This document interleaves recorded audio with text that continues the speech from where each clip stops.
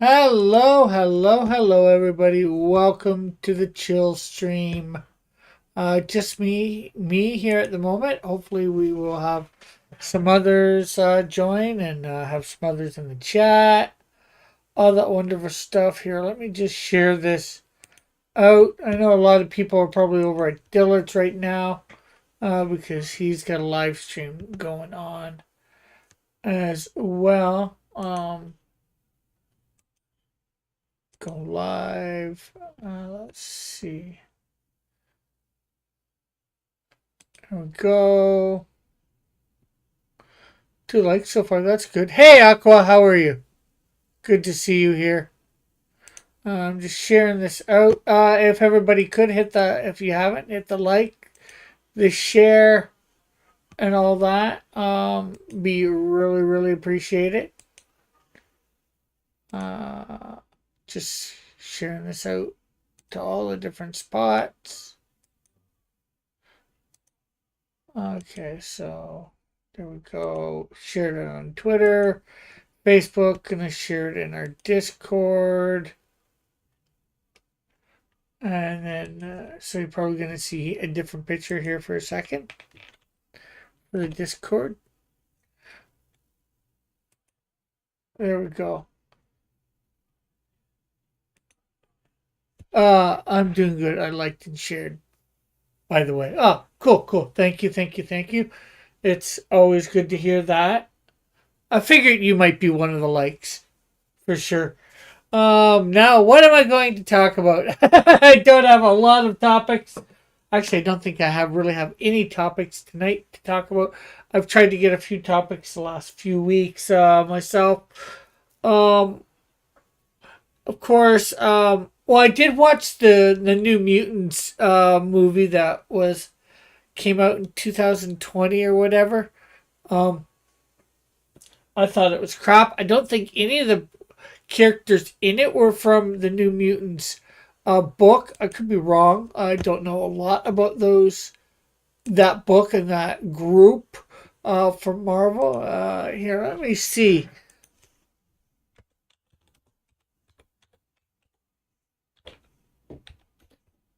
New Mutants film. I don't.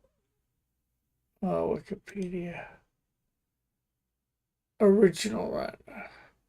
Original members. Cannonball. Okay, yeah. Sunspot, Wolfsbane. Okay, maybe. Karma. Okay, I guess it was Mirage. There was only one extra that was on there that wasn't. Um, and that's uh, Colosso's sister.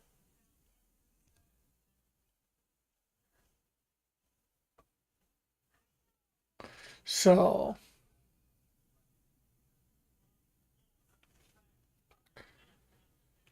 but it really didn't seem like the character stuff of them.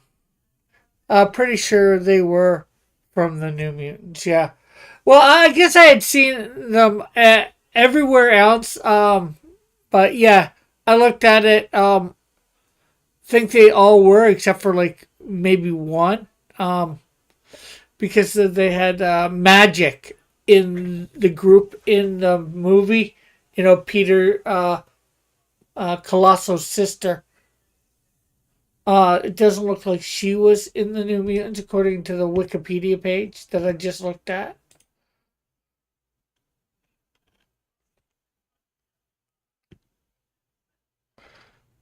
But I didn't think Cannonball was originally from the New Mutants or was in the New Mutants. Or Wolfsbane or Sunspot or Mirage. Mirage and Karma. Although I've heard of Mirage, I think. Oh, they didn't have. Well, they might have had Mirage or Karma, but I don't think they had either of them actually. Daniel Moonstone. So they had Mirage. Oh, it says after the apparent death of Karma Cannonball and Danny Moonstone. Okay, no. Uh, Danny Moonstone acted as co-leaders and recruited included Magma, I should say, Cypher and Warlock. So Magic was in it, but she was not in it originally. Hello. Hey, Mike, how are you? All right. I just figured drop in and say hi. I've already liked and shared the stream before. Thank I you, was thank you. I was giving you a plug at the very end of my show there, saying for people to head over to your channel. Yeah, Okay. yeah. Well, thank you very much for that, Mike. I didn't hear because I I think you pronounced I Danielle, not Daniel Moonstar. pardon. I think it's Danielle Moonstar, not Daniel Moonstar. Oh, was I saying Daniel? I meant Danielle. Yeah, because it is Yeah. a girl. Joshua, do you think it would have been better if they made it R-rated and went full horror? Uh, yes and no. It probably would have made a better movie, but would have made a better New Mutants movie. I don't think so. I don't know a lot about the New Mutants as a team or whatever, but they are mutants, and it is Marvel. So in that way, I know a little bit about them. Hey, Metal. You know, did you have you happened to see the New Mutants movie or not, Mike? Oh, no, I don't watch a lot of. I don't really go watch modern movies, basically. Yeah. But I earlier. I don't know if you caught. I knew you came in toward the end of my show. I don't know if you caught when I was covering. There was apparently in Marvel. They're in the on the comic side of it. Marvel is planning another special wedding crossover between X Men and X Men Volume 6, number 26, and Invincible Iron Man Volume 5, number 10, in which now they're going to have they're going to try to have Tony Stark and Emma Frost get married. The Okay. heels on the heels of their respective um, on the heels of their respective down kind of Yeah. downturns in their stories of late. Yeah. I'm just not sure whether that's a good pairing myself, but Oh, there were people in the article who were saying the same thing, but Spencer was pointing out in the article there when I was reading it was this is something that people just become so desensitized to because Yeah. apparently Marvel's been doing this a lot. A lot of people have been wanting Marvel to basically retcon what Joe Quesada did in breaking Peter and Mary Yeah. Jane up, only to keep screwing around with people. And apparently Yeah. they've done that. They've kind of done that now with a few characters where Yeah. you see that sales are dipping. Oh, let's just put two random characters together. Um, Yeah. uh, Um. I know you came in towards the end when I was Yeah. talking about Thane too. Yeah. So Well, the thing is with that, like I haven't been reading Marvel for a while, so the question is, have they done something to build this up? For me, it's out of the blue, so it doesn't really seem like a yeah, good because pairing. and like I haven't necessarily been reading the current Marvel comics anyways. Okay, Yeah. the only reason I know some of this stuff is because I've Yeah. covered the news articles. Yeah. Yeah. Okay, And I get that. Let me just read. Trusty says, well, these days, Marvel would probably make her Daniel Moonstar. Trusty said, I watched the New Mutants on Disney Plus. Not the best movie I've ever seen, but not the worst either. Yeah, I would agree with that. Like if it wasn't supposed to be Marvel characters, I think it would be all right. But because it's supposed to be the Marvel characters that we somewhat know and love, I think that's what hurts it. It hurts it when you know who the characters are. And I don't know these characters well either, but I've been exposed to them a little, you know. And Well, as then, you know, we on Fridays we've been focusing on the older characters. yeah. So, like in our case, with Namor and the original Android Human Torch and Kazar and the like. So, Hello, Violet. How are you? Hope you're having a good night. We have a new person in the chat, Violet Remick. anyways, Rick, I just wanted to drop in and say hi. I'm gonna go get some stuff from McDonald's for dinner. I'm gonna go have a McFlurry and some soda for dinner. So, Cool, cool. so have a good one, my friend. I'd say have one for me, but I don't get to taste it, so no, don't have one for me. Yeah. Anyways, I'll talk to you later, my friend. Yeah, later. Well, thank you very much for subscribing. I'm glad to have you here, Violet. I do comic books normally a lot. You can see one of my main characters right there, the Canadian Shield. He's 8 foot tall, built like a brick house.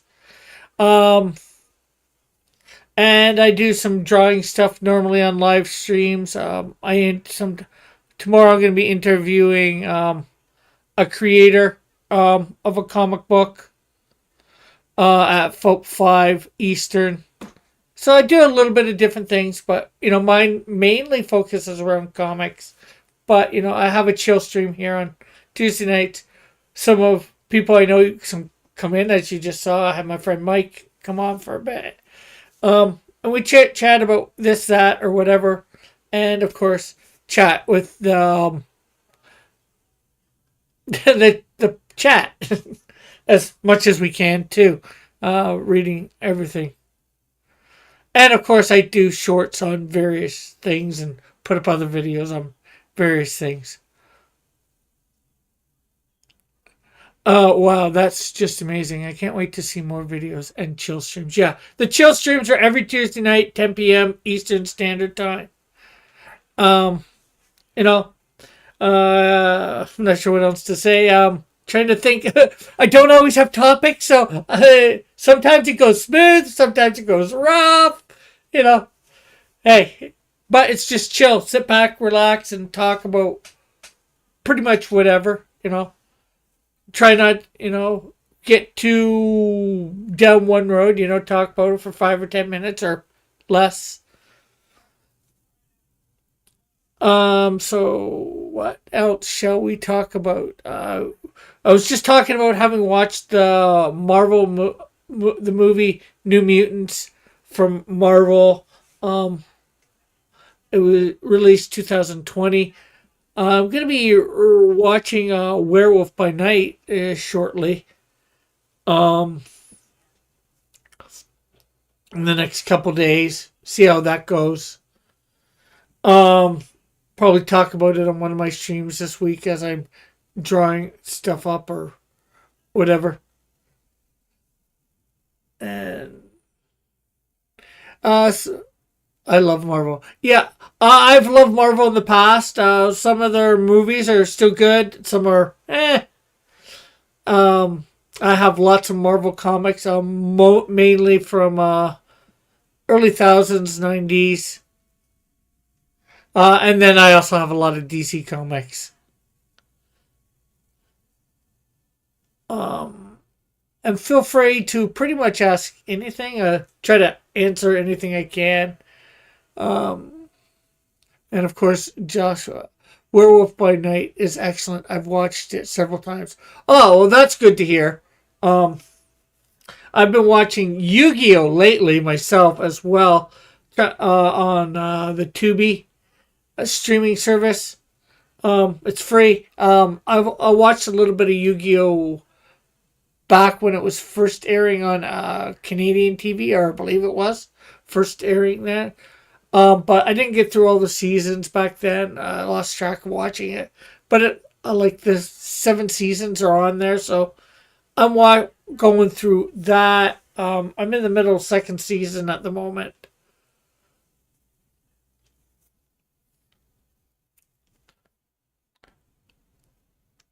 So that is good, of course. And Trusty, I'm not sure whether you have Discord, but you're more. I think you're in my Discord, anyways. You're more than welcome to come on. It's the on-air chat room, voice channel room that I'm in Discord. And how are you tonight, Meadow? If you're still listening, what? What else have I done this week? Yeah, so we're going to be having a creator that's not on Fund My Comics or anything like that, any crowdfunding tomorrow. Gifford, I'm not sure how to pronounce his last name at the moment. And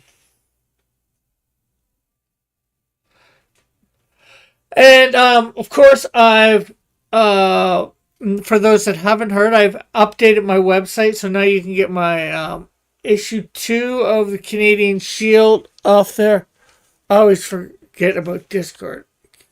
Issue 2 off my website of Canadian Shield. Hopefully in the next week or so, I'm going to be printing up the remastered issue 1.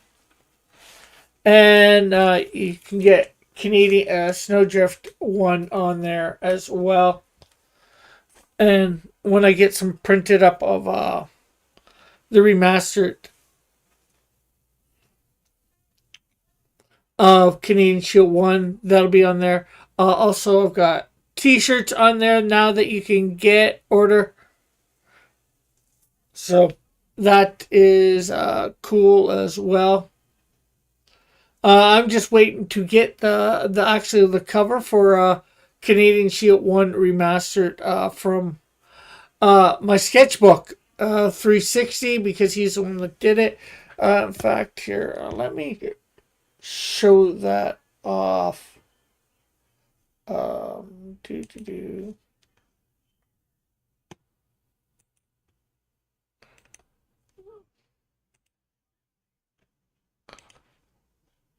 Okay, I'm gonna copy that. I'm gonna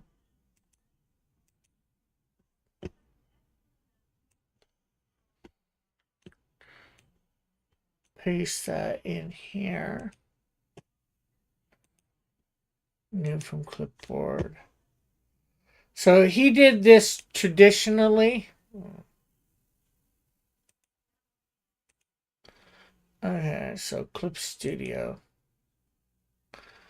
I always forget about Discord. Yeah, yeah, that's how I bring everybody on now. Instead of just throwing a link out in a group, pretty much anybody can come on. Just try not to swear. Not, I know you wouldn't be swearing, Trusty, but try and act decently as a person. So there is the remaster for the cover for the remastered version of Canadian Shield. For those that haven't seen it, and that was done by my sketchbook 360, I think, or 340. So that is cool. That'll be going up onto my campaign, and of course, I was going to be doing a campaign for it over on Kickstarter, but because I'm taking some of the money that from my sales from Snowdrift 1 and Canadian Shield 2 that I've done in real life, I'm not going to do a campaign for it because I'm printing them up myself.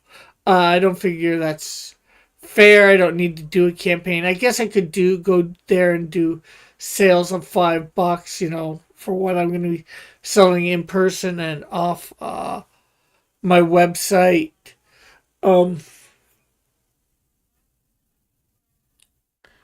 So, there's that. But it will, of course, be available when I do my next campaign on Fund My Comics for Canadian Shield 3, Snowdrift 2, and Flame number 1. Oh, and that reminds me, I got the ink page back from Flyflux Pro for page 6, which we will be coloring up on this coming Thursday night. So there it is.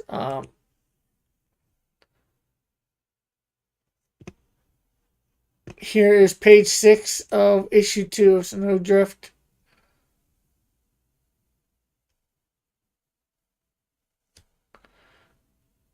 So we got that. That's looking pretty good there.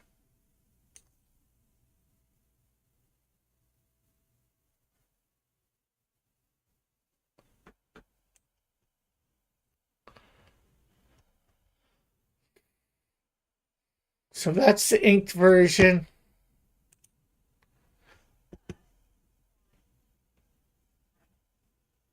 Okay, so come back to me.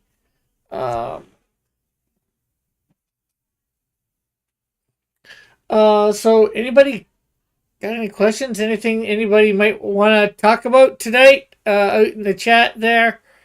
We're supposed to go about 2 hours here.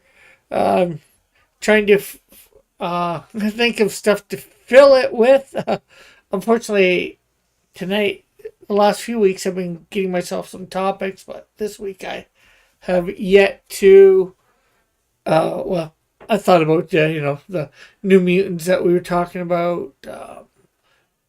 Said a little bit about Yu-Gi-Oh.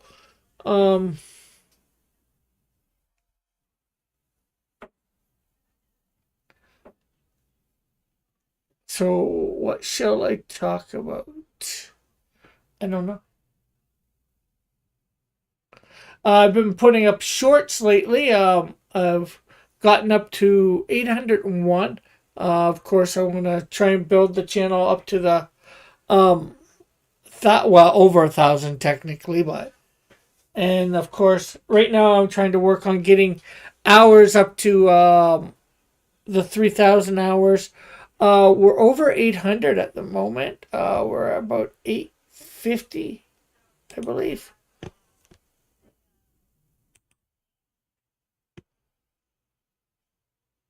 Let me see.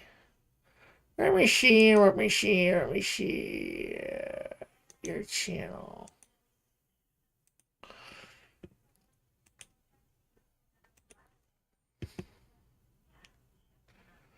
Let's see. So,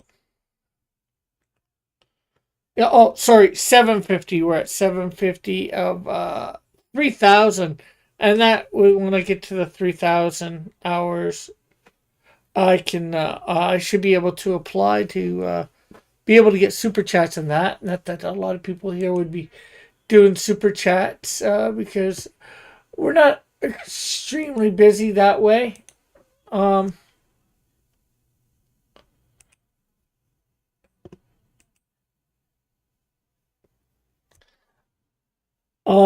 So yeah, I'm gonna be going through that comic. Like I was saying, it's called Dynamic Rodents that we're gonna be interviewing the creator of. It's up on Indie Comics, Indie Planet. Sorry. So we're talking to the creator about that tomorrow. And I've been in the middle of reading it, so I'll probably be doing a review on that in the next couple days, and then of course I will also got another thing for Old Testament study with for me and Halal, because we were talking yesterday and did a recording. Got through the end of chapter 3 of Genesis and got into a little bit of 4, which is good. So I hate it when nobody's here to talk of.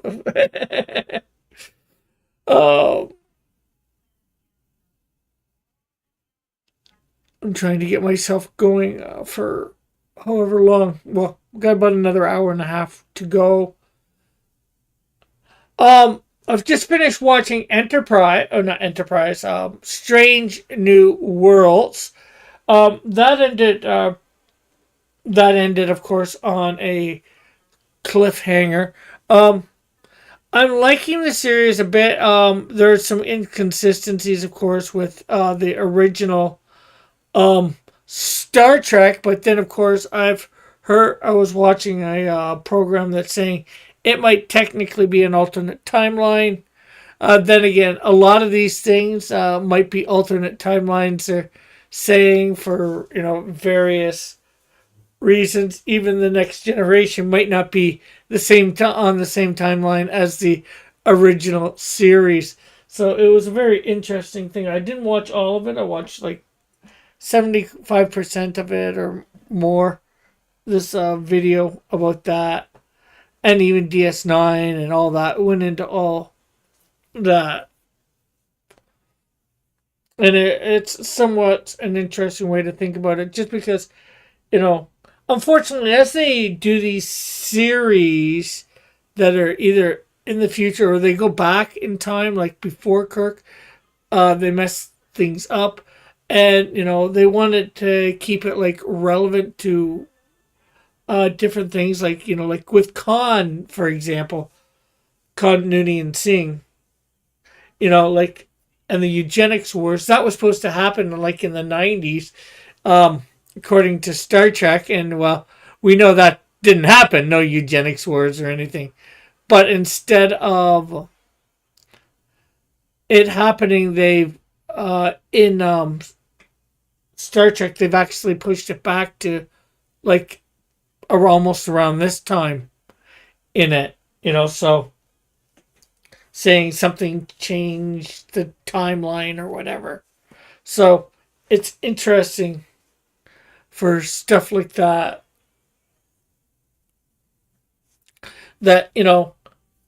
just so they don't have to explain away it happening in the 90s or whatever. They figured they would just, have Khan postponed for going out into space and the eugenics war happening and all that. Because we know, what's the name of it? Voyager did go back to the 90s. Actually, the fun thing about Strange New Worlds, they actually went somewhere other than the States. Well, I'm not sure where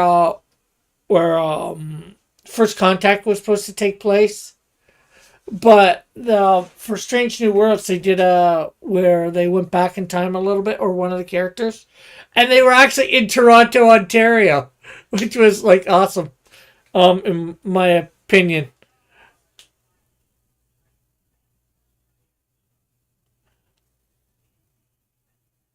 Um, yeah, so that was interesting watch of that video. Um, what else can I say? I gotta. Jeez, I got about 3.5 minutes on that topic. Jeez, I could probably go on about it, but I'm not sure whether people want to hear me go on for 10 minutes about a subject. Probably even I'd probably end up repeating myself a fair bit, and that, in my opinion, it was not awesome. What, them going back to Toronto? Back in time to Toronto? Yeah, just probably because it was Canada. It wasn't the States, right, Joshua?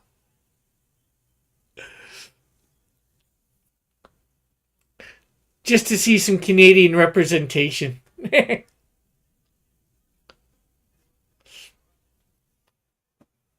And actually, Kirk was in that episode too. And there was, one of the crew members on the Enterprise is actually some sort of way related to Khan.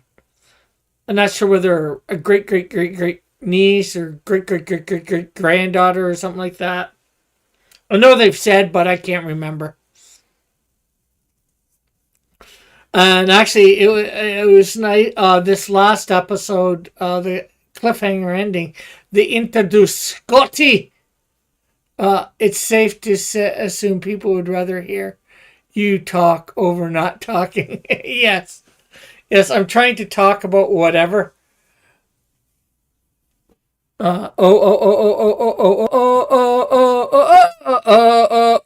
Says Aqua. So yeah, it was good. Like I said, it's a two-parter.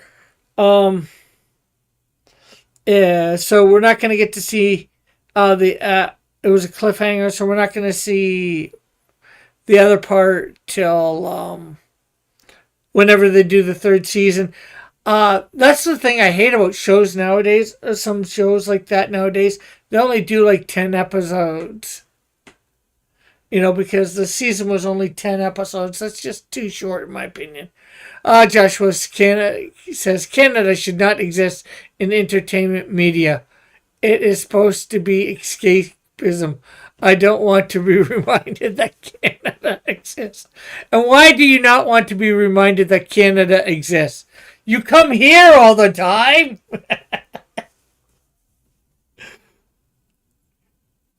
Not that this is necessarily supposed to be escapism. Is this escapism for you, Joshua?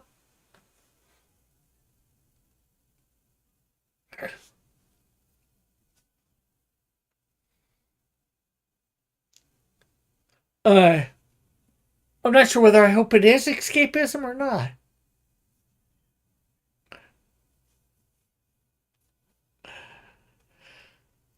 Do you not want to know about Canada existing just because of all the stupidity that's happening in Canada right now?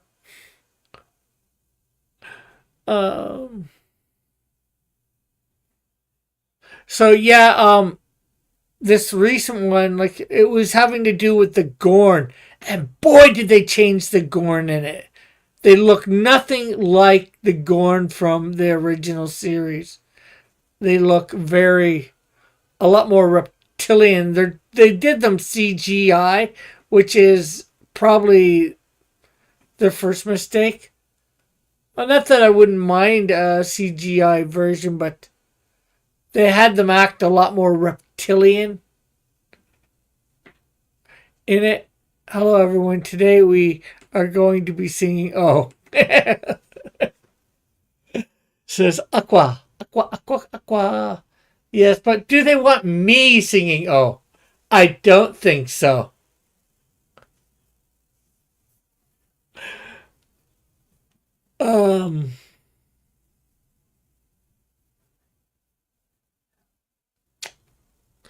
So yeah, I'll be coloring up that page Thursday. Got somebody on tomorrow, creator.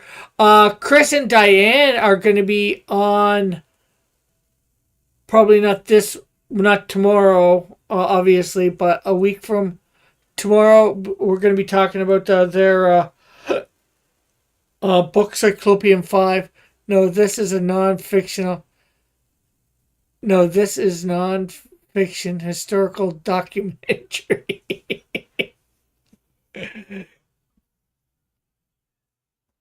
A non-fiction historical documentary. Okay, that's interesting. I'd like to know how this is even close to a documentary.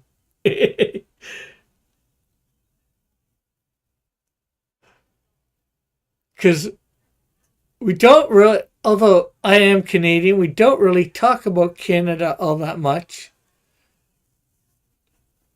We talk about the Canadian Shield. I have my flag. Aqua says, I will be right back. After these messages, he'll be right back. Never give up. Never surrender, says Good Night Spoon. What are we talking about giving up or surrendering?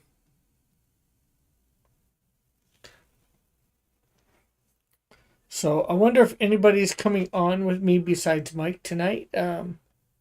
I know Dillard's got a stream going, so that's probably taking a few people away. But who knows? Usually he attracts some of the same crowd, but a different, also at the same time, a different crowd.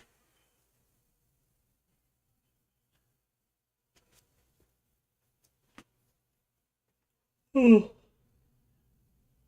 I keep yawning. That's not good. Oh, I'm going to turn my fan on here and see whether you guys can hear it. Because I put a filter on for my mic. So, for noise suppression or whatever. The historical documents. Never give up or never surrender the historical documents. Okay. This is a Rick Piper cohesive history documentary. Okay. Interesting. Who'd want to watch a documentary about me? Well, I'm glad you are, though. So hey, Metal. Yeah, you know, Rick, you shouldn't be streaming if you rely on somebody else to fill in your time. Well, probably, but you got to make the people aware of you, right? Yeah, or you should figure out how to actually fill time. Yeah. Well, I fumble through filling time. I somehow figure it out because I've done it before a little bit. Sometimes not as good as others. Normally I try and fill it with drawing, but of course we have the chill stream where I'm not really supposed to be drawing. So, I'm supposed to be talking hopefully with other people, but, I fumble through it somehow. And here, let me get it so we can both be seeing. No, you don't have to show me. All I have is my normal stupid background thing. Yeah, well, let people see that. It's not that big, but hey. At least it's more than just seeing me. Unless while we talk, you guys want to see me fucking frickin' grind in a Hoyoverse game. A Hoyoverse? What's that? You've played a Hoyoverse game with me. There's like Genshin Impact's one of them, or okay. Oh, okay, I know what you mean now. That's the people who created it or whatever. Yeah, they used to go by MiHoYo, but they changed their name to Hoyoverse. Okay. Any idea why? Probably because they were emphasizing the fact that they're running everything in like a shared multiverse. So it's the Hoyoverse. Okay, so Genshin Impact and the train one are related? Yeah, they take... If Marvel, right? You've like 616 and 1016 are different worlds. The games take place in different worlds in like the same way. Same multiverse? Yes, they're the same multiverse, but they're different worlds. Different universes in there. Yeah. Okay. So there's something they established in the game before that, which is Honkai Impact 3rd, where they even have like bubble universes and stuff in that game. That game is crazy. Highly recommend people try it because you can get a lot of enjoyment for free in that game, but they don't have an English, so you're reading the whole time. I mean, you could read in English, but there's no English voices. No English dub. Okay. Yeah, they might get one soon because it's like the 10th anniversary and they're like redoing the entire engine of the game for it. So maybe they'll finally dub it in English. Hopefully, especially if, they're trying to get this out to a lot of people, they're English speakers, a lot of their English speakers probably don't want to read English. They want to hear English. But, yeah. And they've got like voice actors that are already kind of set up for some of the characters because using Marvel as an example, right? You know how like you might have a different version of Peter Parker in 616 and 1016, right? Yeah.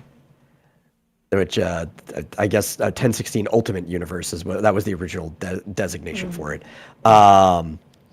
Since there's like a different Peter Parker, they also have some characters that recur in the different universes. Like this is that character's life. So like one of the main characters, Himiko, that you see at the very beginning of the Space Train game with the red hair, that is the navigator for the train. She was also like the teacher in Honkai Impact 3rd. There was a different Himiko. So like you see the same people showing up different places. Uh-huh. Well, that probably saves them a little bit on models, creating new models. So no, they have to make a fresh new model every single time, but it's safe on voice actors. Yeah. I think. Well, because you still have to pay for the lines. You just don't have to go recruit new voice actors. So they're not saving any money. They just like their characters. Yeah. Well, I just thought, you put, new clothes on, but you already have the basic model, if you know what I mean. For Impact Third, that's probably the case because there's only like 7 to 10 actual characters, and all the other things that you're getting are different like outfits that makes the character play differently. Like, here's this character if it used a katana instead.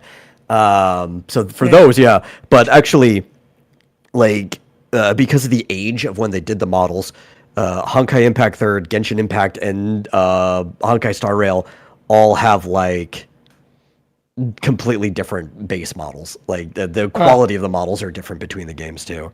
Oh, okay. I can see that.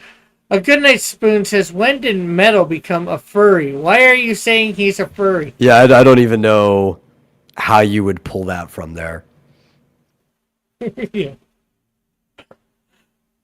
Anything what you're saying, or I don't see anything on your screen there that would indicate furry.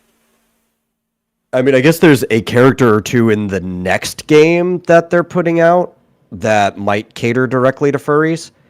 Because up until this point, the Hoyoverse people, they only have like cat girls or fox girls where they still look mostly human, but they might have like ears and a tail, right? But I do think in their next game, which is Zenless Zone Zero, which looks really fun, there's like a jaguar man and there's like a bear dude, I think. I don't know. They're not the people I'm interested in. I'm interested in Nicole, who is basically just a busty version of Lady from Devil May Cry. Yeah. I think he might be talking about your Jackrabbit character. Oh, the outstanding Jackrabbit?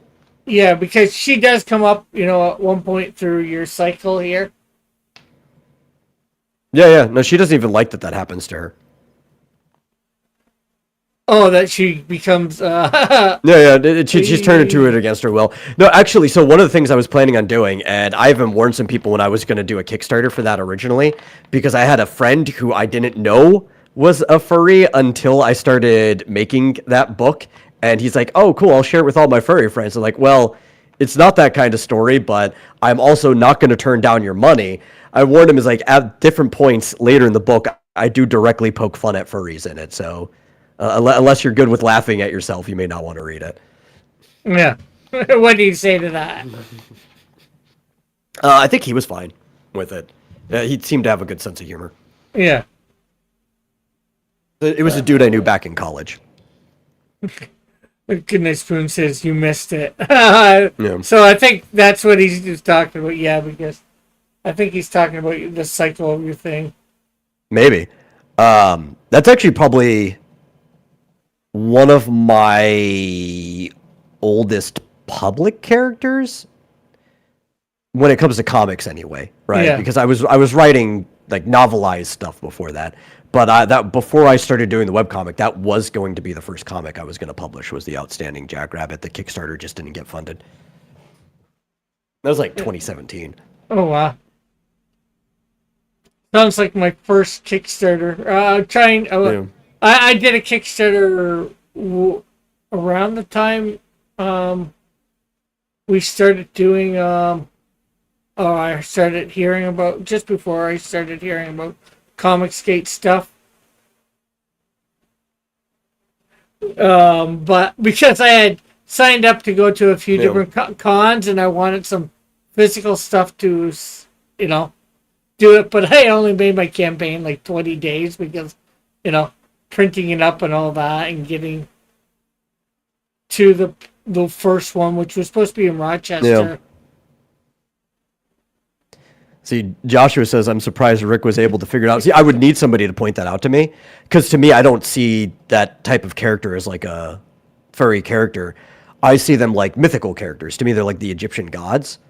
But like, furries have kind of ruined everything for everyone, so I get it. Goodnight Spoon says, Rick gets me sometimes. Well, I just happened to, it's cycling through and then it's like, oh, 1 sec, maybe he's talking about that, because I know it's not supposed to be a furry character, but somebody seeing it without knowing it in context, I could see how somebody could take it as that, Well, like I just said, I had a friend who was going to go share it because he thought it was that type of thing. He was like, "Oh, though that's not the type of story I'm writing." But Yeah, hey, if you want to read it, I'm not going to tell you how you can enjoy this. You can enjoy it however you want. yeah.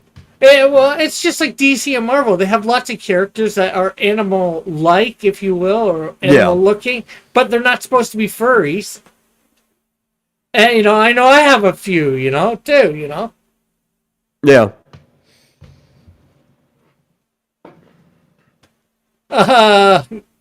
Goodnight Spoon says, "Let us speak of the hippo goddess of Egyptian mythology." Yeah, she was shown in what's the name of it? Moon Knight. Well, that's not how that god actually looks. Oh, okay. They changed a lot of things in Moon Knight. Oh yeah. Well, that I probably get. I'm just maybe I don't know a lot about Egyptian mythology, so I was thinking that that might have been correct. If that's the version they want to use for Marvel, though, I'm not going to tell them. Like, you can have your own versions of things. It's a different interpretation. Yeah. And Goodnight Spoon says, and other plot points in Moon Knight. Because what a lot of people will do with like the animal-headed gods is they will make them like full anthropomorphic animals. I think for like one or two of them, I actually do that too. But if we're actually being precise to Egyptian mythology, they, for the most part, with very few exception, had the body of a human, and then from like the collarbone up, like just neck, head, and stuff, they were animal-headed gods. Yeah, almost like Stargates type stuff. Sort of, yeah. Joshua says, "Is Cheetah? Do you mean Chitara from Thundercats, or do you mean Cheetor from?" Cheetah from DC. Oh yeah. Because you mentioned DC earlier. Yeah. Older? No. Just kinky costume. Modern? More so, I guess. I mean, I wouldn't consider it that, but I could definitely see people drawing her for that reason. Yeah. Goodnight Spoon Sound. I found a channel doing deep dives on Egyptian gods, and they covered Hippo Lady, and they said that one was vicious. Well, hippos are supposed to be vicious. They are. They're nasty animals. They will kill anything. Yeah, if you get too close, anyways. They're very temperamental. Or very territorial. So dangerous. So dangerous that other large animals steer clear from them. Crocodiles don't go near them. Rhinos didn't go near them. I mean, they don't. Vicarious. They might also be vicarious. They do look like they play and stuff, but they're vicious too. Like that is true about hippos. You can even like raise a hippo from a baby, and it'll love you, like almost like a dog does when it's young. But then after it goes through puberty, it's a different creature that just doesn't care anymore. Almost everyone who's raised hippos, unless they're like at a safe distance, like a zoo or something, but anybody who gets like really close to raise a hippo ends up dying to the hippo. Yeah. Well, I seen there was some sort of thing my mom was watching or whatever on that various animals like that. And somebody raised a hippo, and they let it go off, do what it wants, but it comes back and forth. They can get to it easily or whatever. Be around it, but if you don't let it do what it wants to do, for going where it wants, for the most part, it can be very, like I said, nasty tempered. And hello, Hero Shack, hey Chris or Diana, I'm not sure who's using the account. They said just stopped in to say hello. Yeah, and everybody, make sure you're hitting that like button and sharing this out, letting everybody know we're here. And of course, Chris or Diane, if you want to come on, feel free. Although you're probably snoozing at this time, or about to be snoozing. They were on RJ's earlier, talking about Cyclopean. They're going to be on next week. Yeah. I would say pretty much the only thing a hippo doesn't kill is an elephant. And that's about it. That's like the only thing that like a hippo won't mess with. But if like even if like a giraffe were to, for some reason, which they don't live anywhere near hippos, at the south end of the Nile, you do get some overlap between elephants and hippos. But like if something like a giraffe or something were to get close enough to the water, a hippo would just like grab its leg for no reason, break it, pull it in, drown it. Wouldn't even eat it because they mostly They're don't plant eat too much eaters. meat. Yeah. No, I mean, kind of, sort of. They will eat. They're scavengers to some degree. They'll eat just things floating in the water, fish or whatever. But they've got Yeah. no reason to eat. Like a giraffe, they'll just kill it because it's in its water. Yeah, because it's in its Yeah. territory. Hero Shack says, "It's me, Diana. Laugh out loud. I am going to bed." Yeah. Let's see. Goodnight Spoon says, "Voluptuous, vivacious. Never mess with a murderer, hippo, or hobo. An elephant never That's, forgives." That other word was viscous. Viscous. Yeah. I wasn't Like a sure whether. viscous flask. Okay, I wasn't sure whether he was trying to say something else or not. Yeah, you ever see Van Helsing? I think I have a long time ago. It's But like it's the like cure or whatever is inside a viscous like material or whatever, and he's like, "See, I told you never stick your hand inside a viscous material." Because when they actually broke it and it ended up on like one of Dracula's brides, it ended up just like completely burning, mutilating her face or whatever. okay, what is it exactly? What? A viscous. Viscous just means thick, right? So like syrup is viscous, right? Oh. It's something with viscosity is like the thickness of a liquid. Okay. Yeah.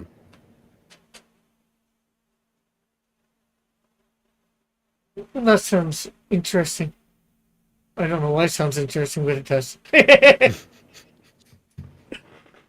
So have you seen them? Sort of go back to a topic that I started with. I'm not sure how much you heard. If you're gonna ask me if I saw Star Trek, no, No, I don't watch modern Star Trek. Okay, what else? the New Mutants That's- one from 2020. New Mutants? No. Nor do I plan to. Okay, I just figured I'd ask, get your opinion if Yeah. you had. No, I figured you were gonna ask about Star Trek because that's about when I came in. But I was also still watching somebody Twitch stream because I needed to get the last of my Star Rail drops.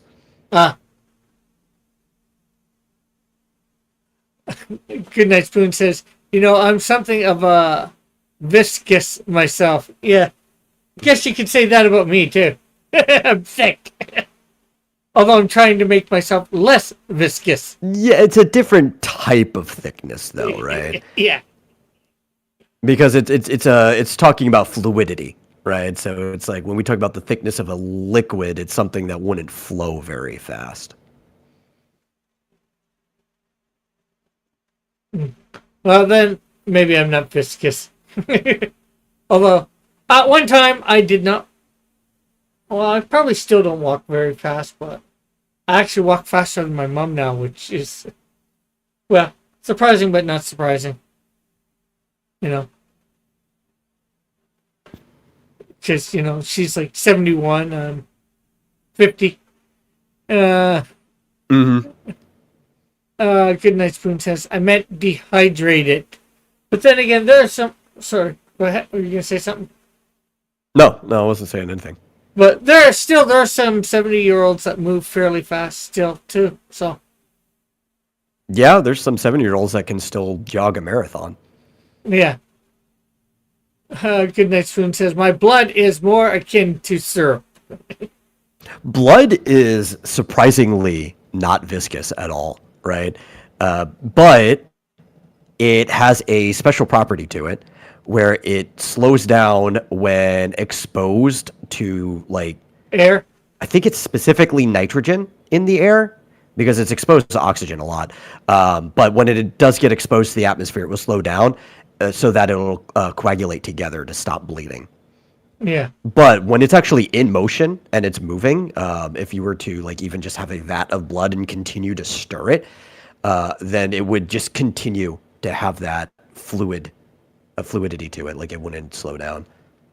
Yeah. It's also why like blood doesn't coagulate when you're like constantly rubbing it. You have to like let it sit there. If you wipe it off, it'll still come out, and yes, it has to be exposed to the air and it has to stop moving. Intriguing. Well, I think I already knew something along that lines, but I'm not sure why it's intriguing. Yeah. But it is.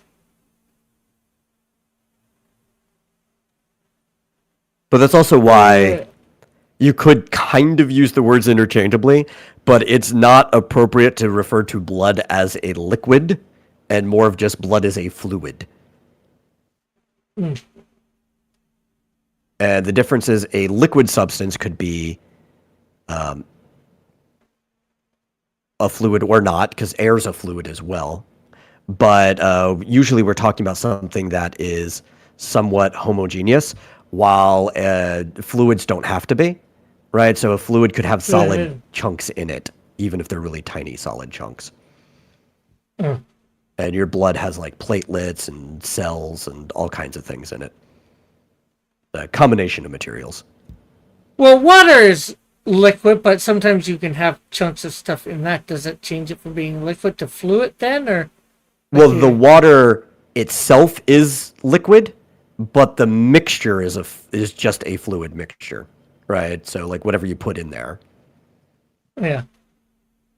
As long as it's still water with stuff in it, like it's separated. There's a certain amount level where you can create a homogeneous mixture with water. Like if you mixed a powder substance into it and there really wasn't much of a difference between it. You'd have to put too much energy to separate it. Like, I don't know, you're making Kool-Aid or something. Then you could call that just a liquid on its own, but it's still a fluid. All liquids fall under fluids, right? That's like the over branch. Gases are fluids. Plasma is technically a fluid too. Yeah. Goodnight Spoon says, homogeneous fluidity. Yeah. This sounds suspiciously scientific. And these are modern definitions. Originally, a fluid and a liquid, there was no difference, but gases were considered liquids back then too. So we've separated the words further. I would have never thought. I would have never thought of gas as a liquid myself. Yeah, well, so again, it's just because fluid and liquid were the same definition back then. It was basically whether something was solid or not, right? That was the definitions. You either have a solid or you have a liquid, a solid or a fluid. That's it, right? So if gases aren't solid, then they're fluids by default. And they do the same thing, right? So they're fluids that float in the air, right? But they, like the definition of liquid, they fill the shape of the container that you put them in. Yeah. Well, I'm not sure whether I'd say they fill the shape of the container, but the liquid takes on more of the shape that it's in, although as soon as you pour it out, it's not in that shape anymore, but yeah, no, like whatever container you put it in, it will fill to the shape. Yeah. Our snakes' fluids. They've got fluids in them. We could turn almost any kind of like wet creature into a fluid if we put it in a big enough blender. That includes humans. Yes. We're pretty wet. Yes. We are bags of mostly water. To quote a Star Trek. When they were dealing with the life form in the grains of sand. A lot of people like to joke that cats are fluids because you put a cat into a container and it just kind of fits the shape of it.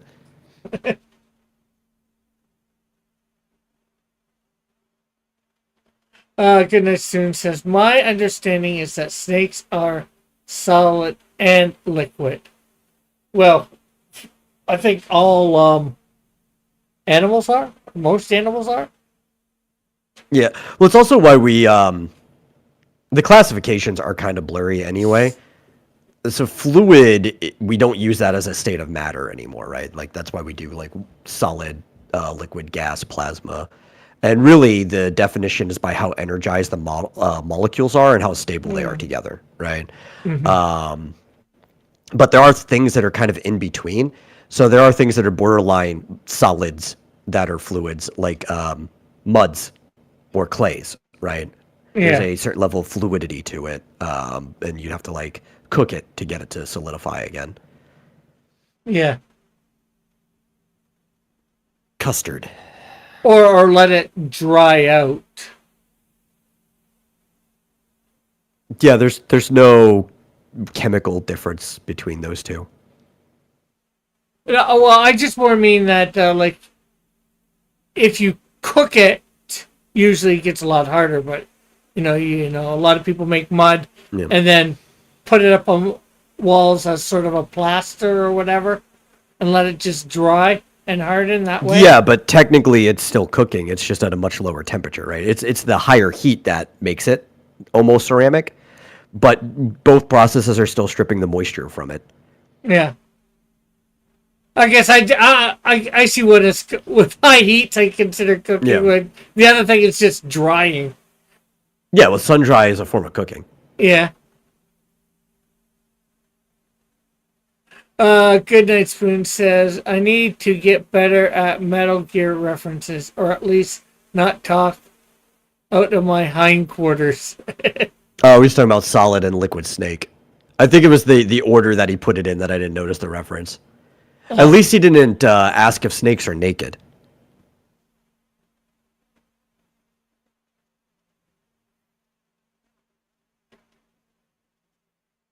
Yeah. Have you ever played the Metal Gear games? I think I might have. Or the first one or whatever. It's hard to say. A bunch of games I've played. As you probably noticed, I've been playing 7 Days Yeah. to Die a lot more lately. Yeah. Just been building up my base. I go into those type of games. I like to build my base more than going around killing things. Build my base. Now, good night, Boom says, our snakes naked. Yes, they are. They don't. I think it was might have been Manticore. I was in a call with somebody. I think it might have been. I think I was helping Manticore set up his voice meter so that he could pull his game audio through his microphone. Yeah. But we were talking about Metal Gear, and he'd never seen Crab Battle. So like anytime anybody's never seen Crab Battle, I have to share Crab Battle with them. Oh, and anybody in the audience, can you guys hear my fan or not? Or you, Metal? I can't. Oh, that's good. Rick, why did we never play 7 Days to Die? Why, do you have it? Bravo, because I never had it back whenever. I think you need to set up some sort of server or whatever. No fans. Yeah, so you don't hear the fans. That's good.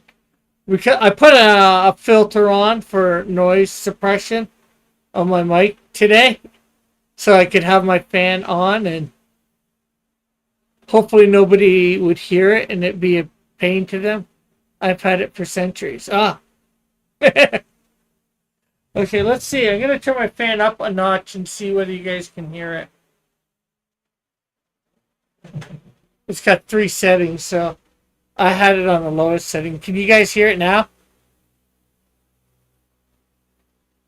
I take it you can't, Metal. No. I cannot. He says, I've had it for centuries, or 2015. Either way. Let's see, when did I get it? This is a game I've never legally owned. Oh, what, 7 Days to Die? Yes. But I do own Metal Gear Rising: Revengeance, which is a great game. and has one of the best villains in all of video game history. Well, I don't know when I got it. Well, I got it when it was Alpha 20, so that will tell you something.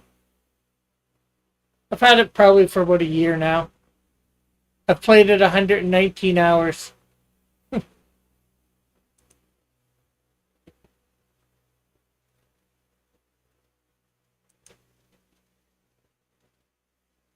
So, Good Night Spoon, can you hear the fan now? Okay. And I stopped at 17. Well, you could upload it or let it update. Okay, can you hear it now, Metal? Nano Machine, says Joshua. No, I can't. Nanomachine, son.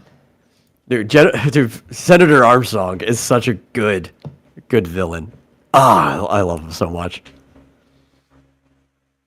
Good Night Spoon says the chopper ruined the fun. Well, the chopper is way down the line, so it looks like I've stopped moving.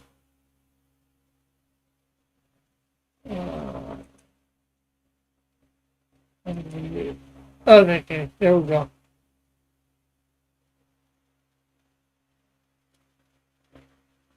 Well, I've been using the cheat stuff to, build my base, have the materials and all that. I've built it up as high as you can go.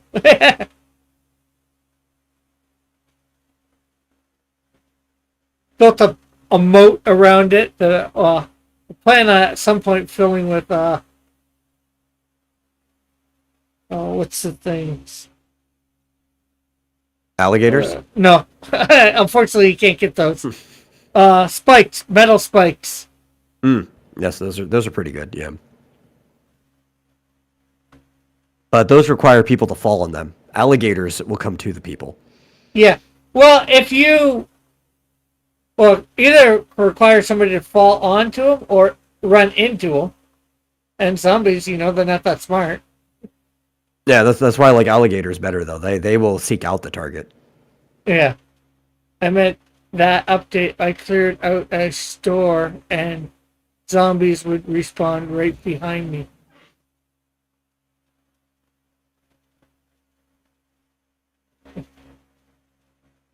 Okay. The chopper. Well, I don't think that happens anymore. Good Night Spoon.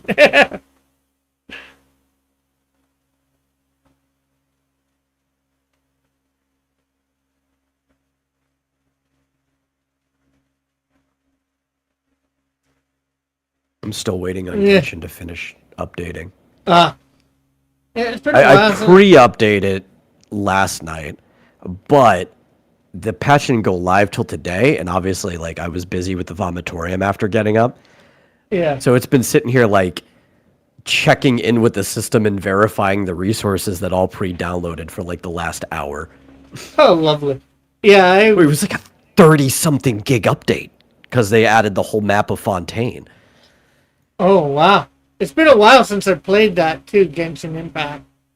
Oh, I went back into it. You would be really surprised if you saw how big the map is now. Oh, wow. Right? So, because I know when you and I played together, there were two areas, right? There was Mondstadt, which was the original area, and then there was Liyue, right? Which was the Chinese area that you could go to. Then they added Dragonspine, which is a big frozen mountain. Yeah. Right in between the two of them, right?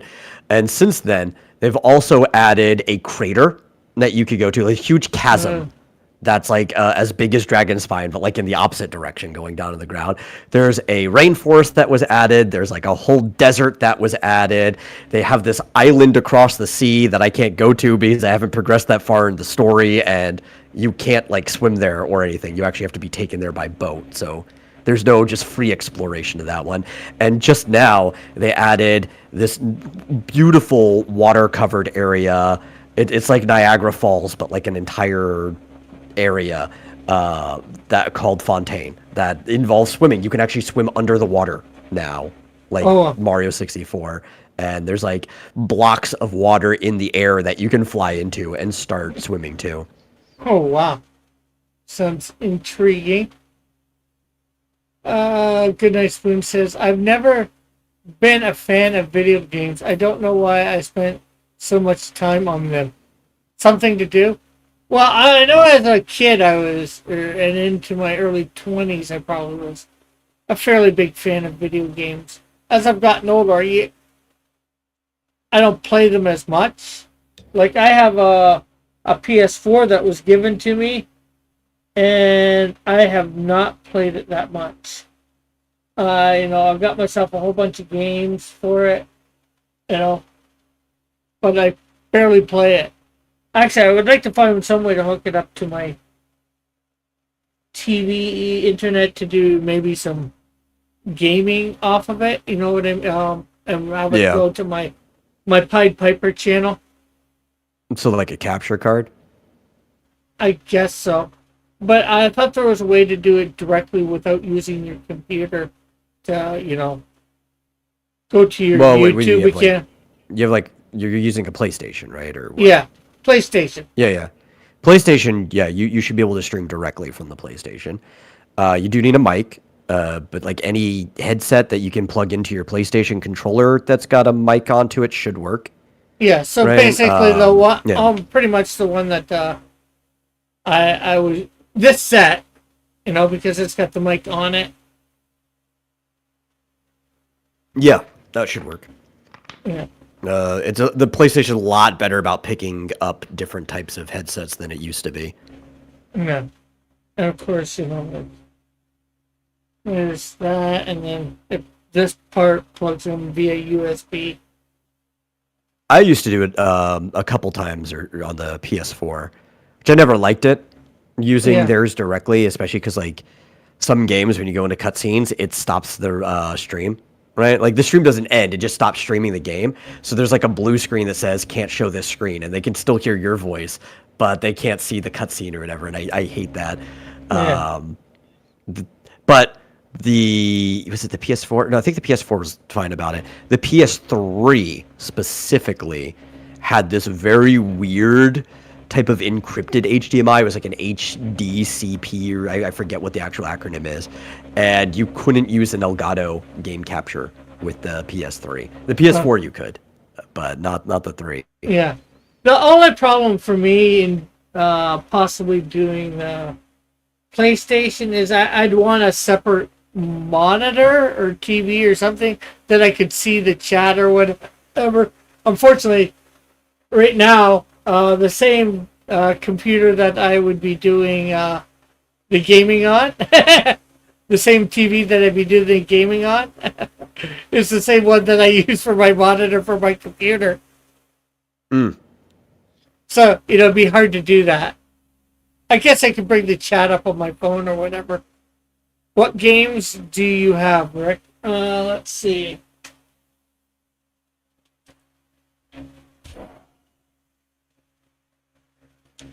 I have... let me make myself big here.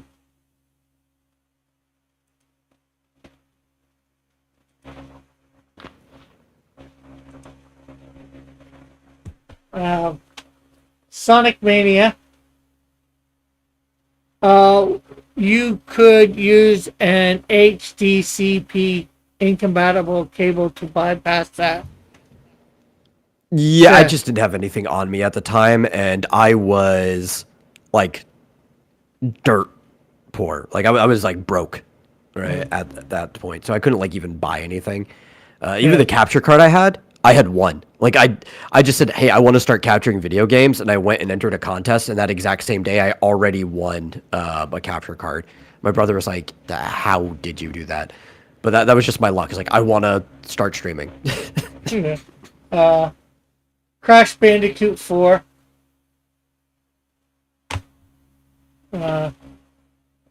Avengers. Walking Dead. A New Frontier. Some of these are somebody unfortunately a friend died, and that's how I got mine. He left it to me, so some of these are his. WW2K16, based, not based. Yeah, he's rating all your games in order. He said, I don't know. Battleborn. I wouldn't say that's all that good. As I show them.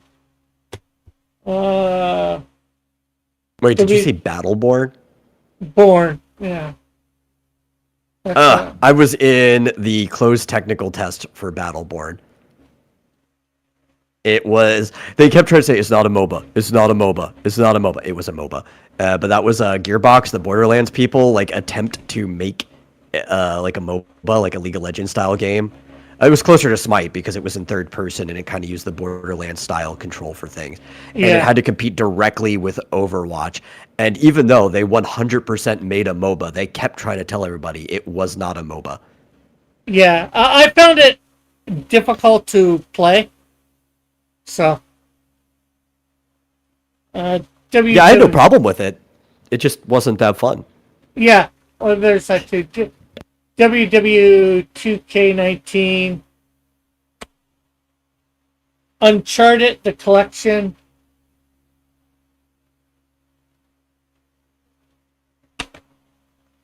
Ratchet and Clank. Probably like 4 or 3 or whatever. I'm not sure whether this is the first one or not. Nothing in that one. Batman Arkham something? Arkham Knight. Rick, you need to I play. didn't care for Arkham Knight. Rick, you need to play the Nancy Drew games. Call of Duty, Infinite Warfare. Like, Arkham Knight's not bad. It's just, it's not as good as Arkham City or Arkham Asylum, which I actually think Arkham Asylum is the best of the 3, but Arkham City gives you the most to do that's worth doing.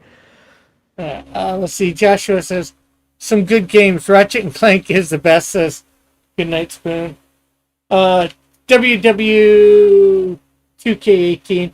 My buddy was really into wrestling. That gave it to me. Mega Man 11. Arkham Knight is overhated, says Joshua. I don't know if I've ever heard somebody use the word overhated. It probably is. To me, it was bland by comparison. It's not a bad game. But it was actually bad when it first came out, though.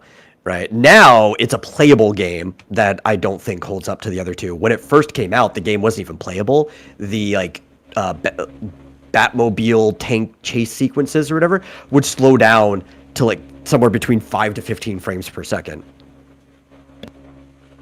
Good Night Spoon says, Rick, play West Hunt, then explain West Hunt. What West Hunt is to metal. Okay.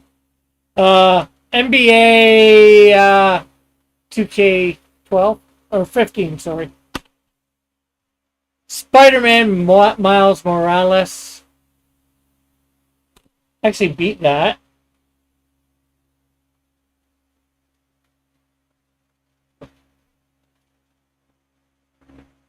And then Uncharted 4.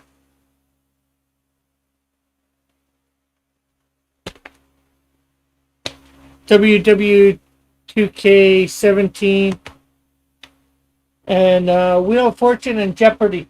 And although wasn't in the pile, I know I do have the regular Spider-Man for PlayStation 4. It's a spy party or a 3D town of Salem. Yeah, or not to be confused with the game series Mafia, but there's a game everybody used to play in like class or whatever called Mafia, where like somebody was the mob, somebody was like the police officer, and everybody else was normal people, and you had to like deduce who the actual like mob person was, which is where like things like Towns of Salem, Wolf Among Us, things like that come from, like that type of idea. Sounds similar to, although I never played it. Like Among Us. Yeah. Yeah. In a way, but it's more. I mean, there is deduction in Among Us that is like half the game, but Among Us is also there's like a mechanical aspect too. Yeah, one night Ultimate Werewolf. That's the one. But yeah, I just looked it up and I was thinking the same thing. There's another game, it's like a Spy Party. What was the name of the one where you actually are trying to find the spy, right? And you're trying to figure out who at the party is the one trying to steal the thing. That's a fun one. I think I had it. Let me see if I can look at it. My Steam list. Good night, Spoon. It says Among Us with eyes that are like glazing over. I think that's glazing over eyes. Glazing over eye face.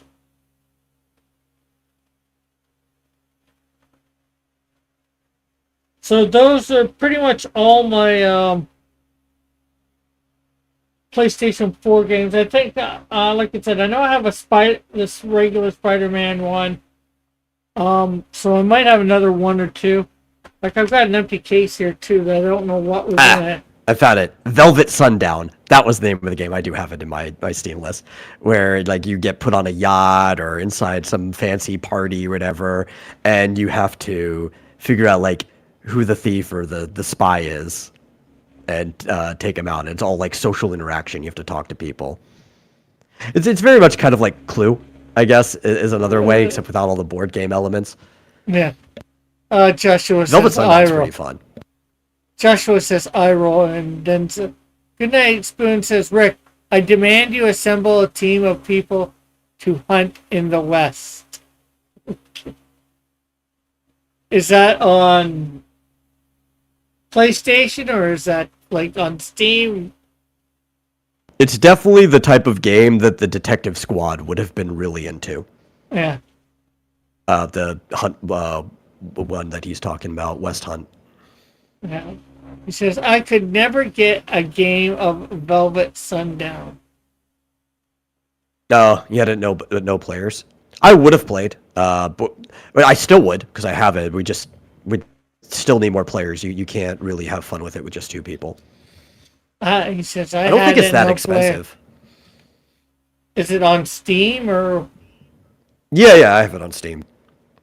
It takes up like no space too. It's like What's it less called? than a gig. West Hunt?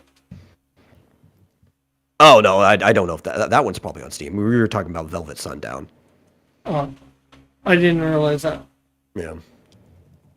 Velvet. Let's see if West Hunt is on Steam. It should be. Yeah, it is. Oh, Velvet Sundown is free. Oh, it's free. Okay. Back when I originally got it, I think I got it in a bundle. So I got it for practically free.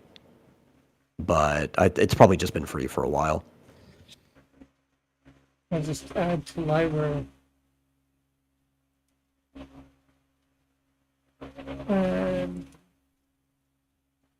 West Hunt. Yeah, because like I could never get into the more simpler games like Among Us because there wasn't enough there for me to be interested.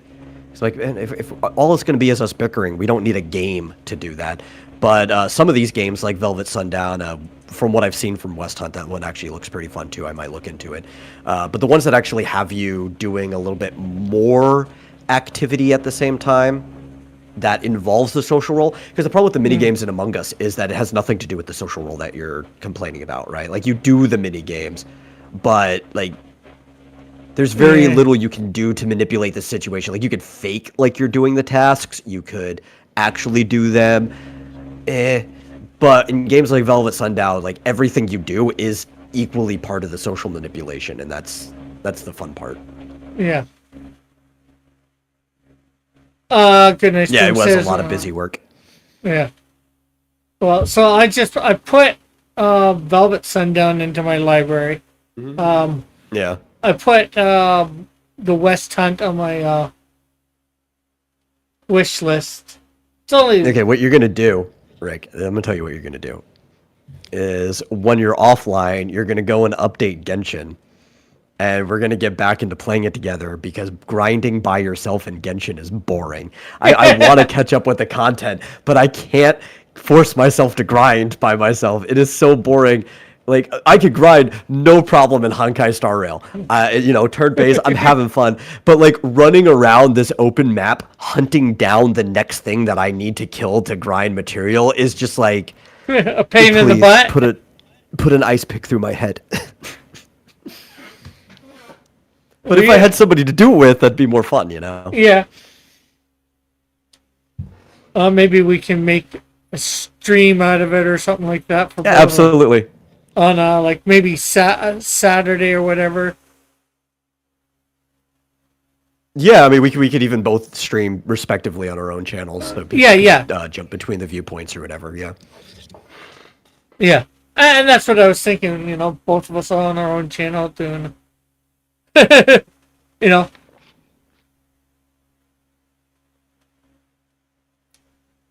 Well, no, Saturday you got the vomitorium. Well, depends on what time. I do. I mean, I could always wake up earlier, and then we could just cut it before I have to start getting ready for the vomitorium. Or we could do it after vomitorium, because you end. Yeah, we could, because I don't have anything late. Like this is the only thing that I would have to do late on Tuesdays, but Saturdays you don't have anything planned for late. Yeah.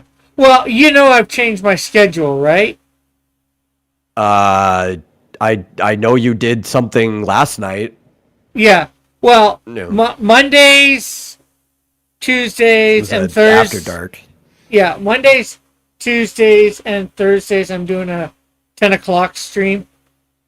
As well as Mondays, as well as doing my 8 o'clock stream, the Monday night draw stream. With whomever wants to come on and draw, which of course you're always welcome.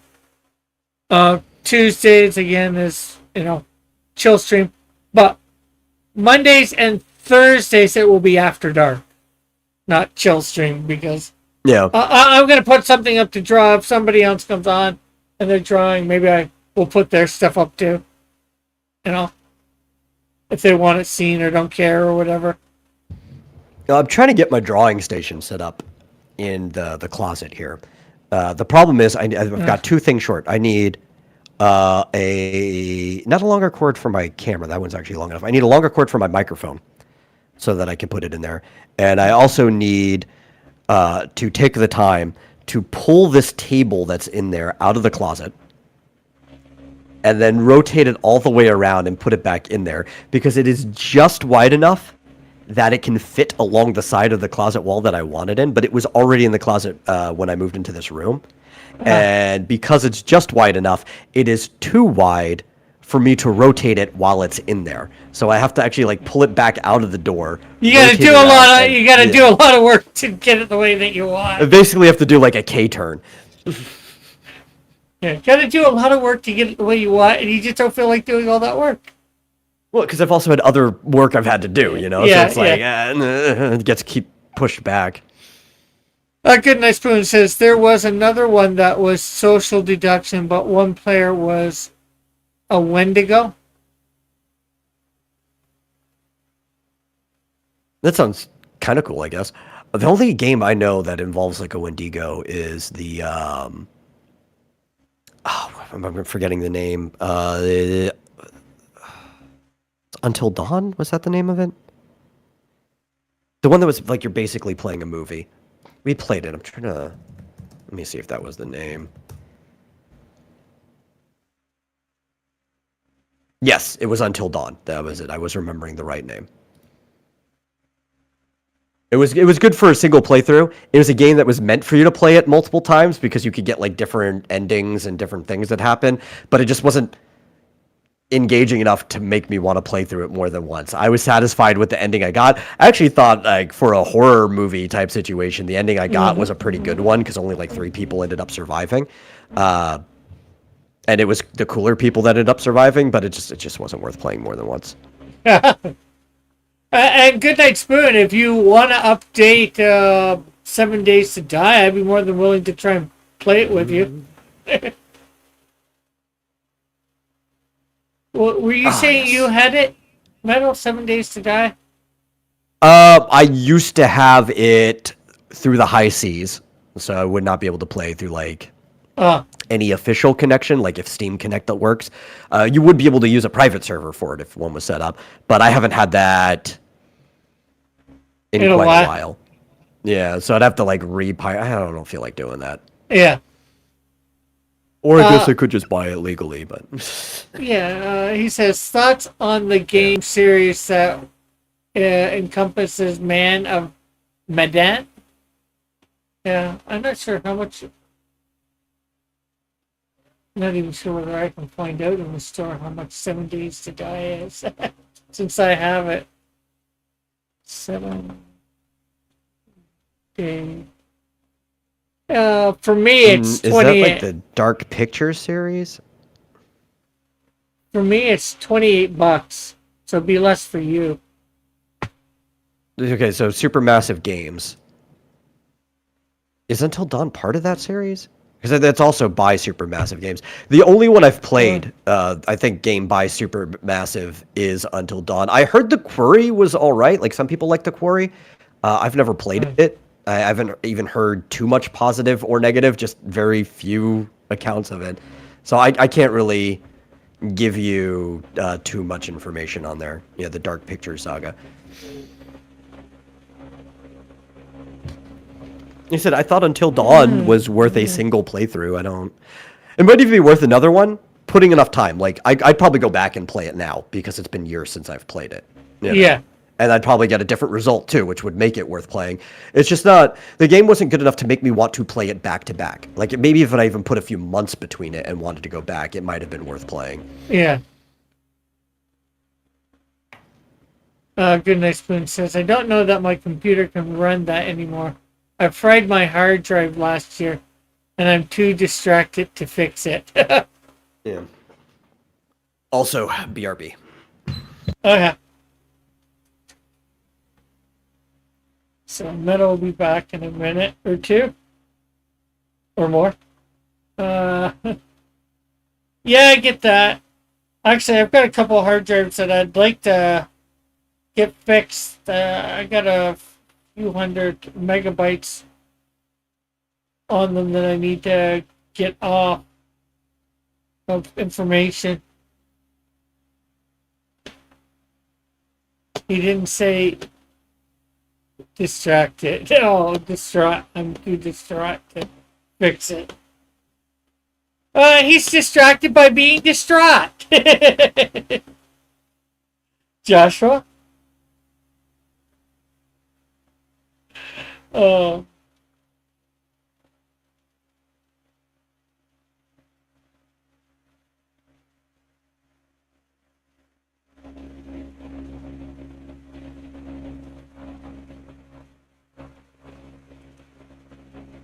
So, do you still have Steam on your computer?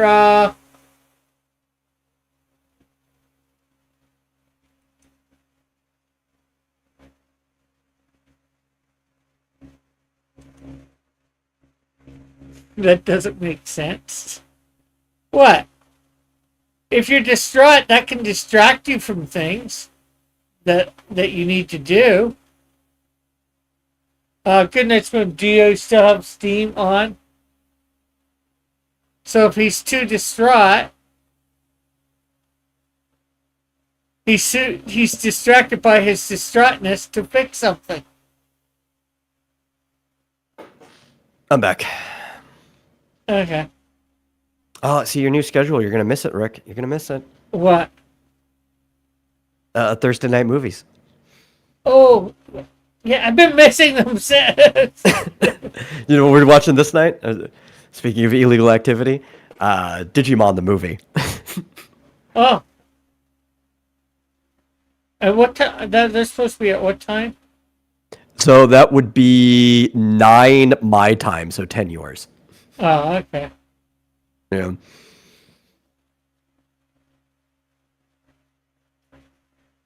He says, I do have a backup drive that runs like poo.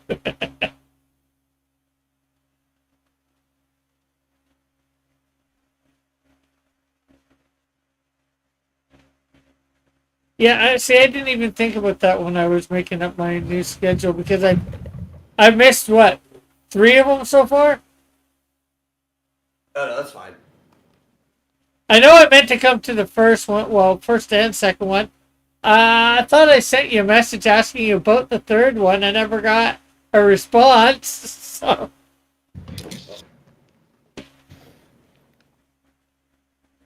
Let's see. I'm trying to remember what the third one was. So the first one we watched, or I watched by myself because it was very impromptu, and that's what started Thursday night movies, and that was The Legend of Link.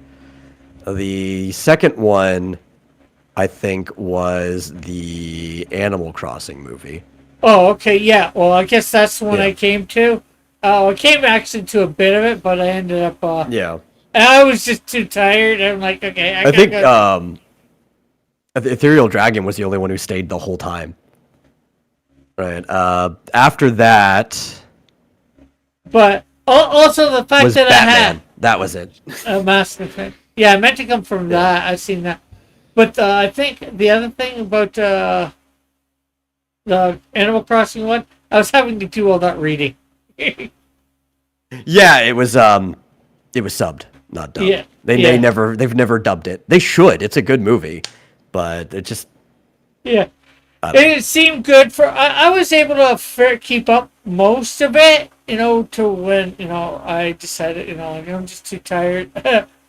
It's giving me too much of a headache reading all this. I'm going to bed. Yeah. Well, and also it was an hour later than I've been running it after that. That's why I bumped it up an hour because I figured, oh yeah, some people they do have to go to bed. The Batman, obviously, doesn't need any reading. Yeah. And then after that was Scott Pilgrim was the fourth night. Okay. Well, I've seen that one too Yeah. before. But yeah, this week we're watching the Frankenstein's monster known as Digimon the movie, which is not technically a dubbed version of a movie that exists. It is an edited hodgepodge of 3 other OVA movies that exist that have been clipped down and turned into a single story that spans 3 different time periods because Fox Kids just decided this was a thing to do. Okay. Yeah, so there's 3 Japanese movies, right? Yeah, And then they're just like, we're gonna take this scene here, this scene here, this scene here, this scene here, and they just made their own movie out of it. Okay. Sounds a little crazy. I've seen. Yeah. I've watched. Oh, or I should say, I watched the first season of Digimon. I like Digimon. In fact, I like it better than Pokemon. But they've got some of it up on Tubi, but I'm not sure whether it's Yeah. the first stuff or not. And I'm not sure If it whether says Digimon Adventure, then it's the first.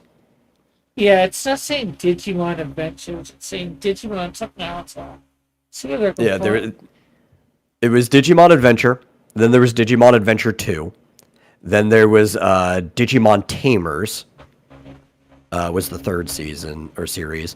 God, what was the fourth one's name? Frontier. It was Digimon Frontier. Then there was Digimon Data Squad, I think was the name of the 5th one.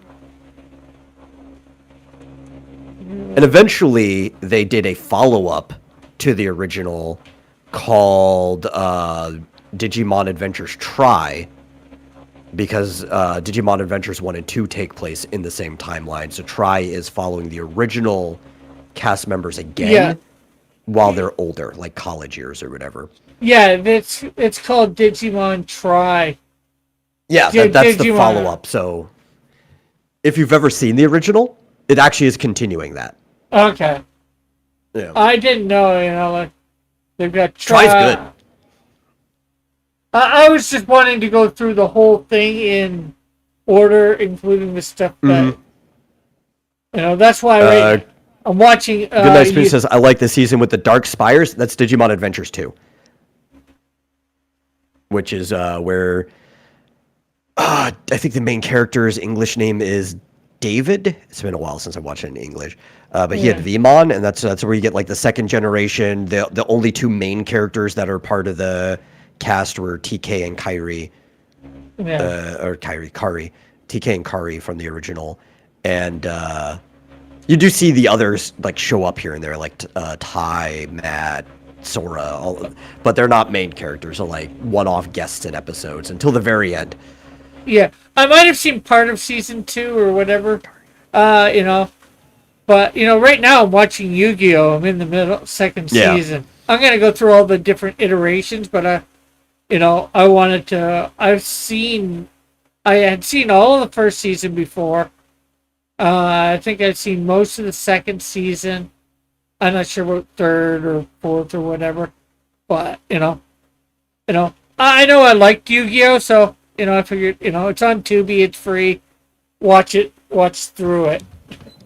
I kind of liked the original Yu-Gi-Oh. Yeah, there were parts of it that were very boring. Yeah, But I kind of liked it. I liked the original, like the what's it called? Duelist Kingdom arc, the Yeah. island with Pegasus. That whole arc was great.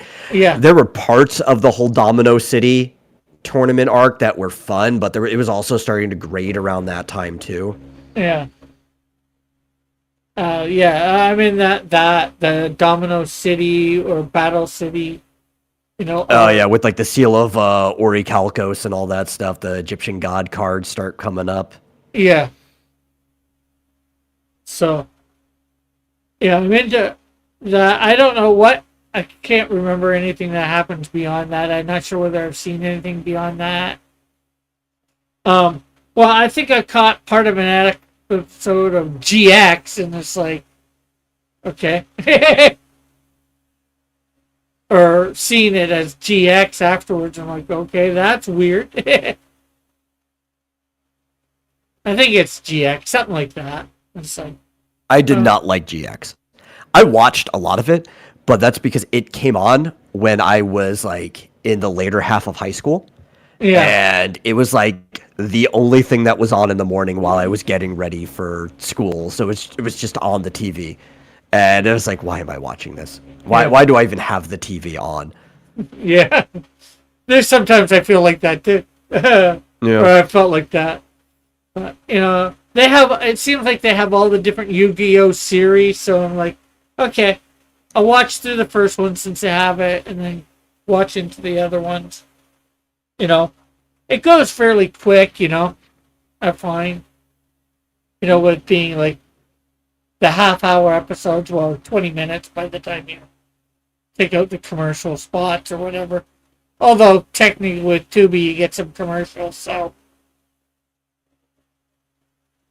But not I don't know what Goodnight Spoon's comment is, but did you know that if it took Vmon and Wormmon and they fuse together, they can make the super powerful Digimon Pyildramon. But better yet, after that, they can digivolve into Imperial Dramon and transform from a dragon into a paladin. I might have seen that. Aqua says he is back.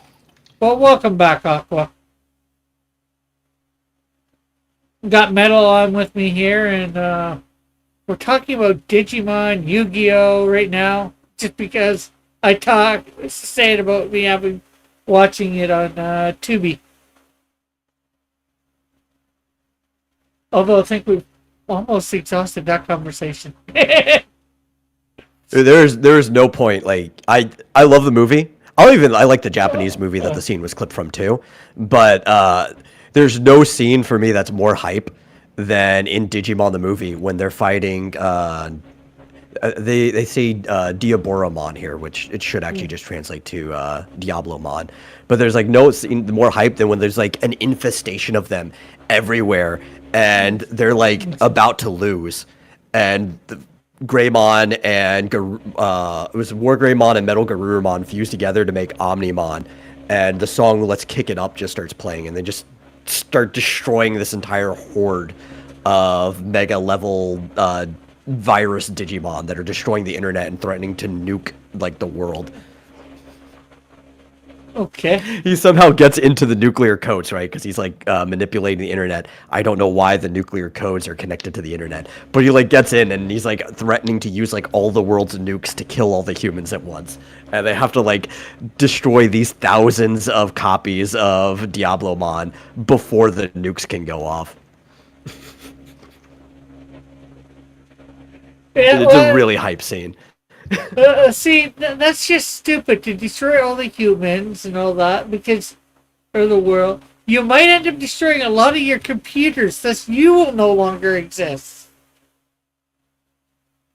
Oh, I'm sure since somehow the virus egg got out of the digital world into computers in the first place, it probably could just get out of the computer. Or even back into the digital world. And it's funny because they take care of him in the internet in the edited version of the movie for Digimon the movie. In the Japanese movie that he actually shows up in, that stops a disaster in the internet, but the main version of him actually gets out and there's like this fight on the waterfront that happens in the real world. So like he wasn't stuck in the computer to begin with. Good Night Spoon says, I don't know anything about Yu-Gi-Oh! Other than trap cards and Blue Eyes White Dragon. Well, that's pretty much all I had remembered or close to it. Or the Dark Magician that Yu-Gi-Oh! Used a lot. Or better, the Dark Magician girl. Yeah. Well, he started using her mid season 2. I like how for it comes from the manga because before they had an anime, they did try to sell this stuff with a manga that ran in Shonen Jump.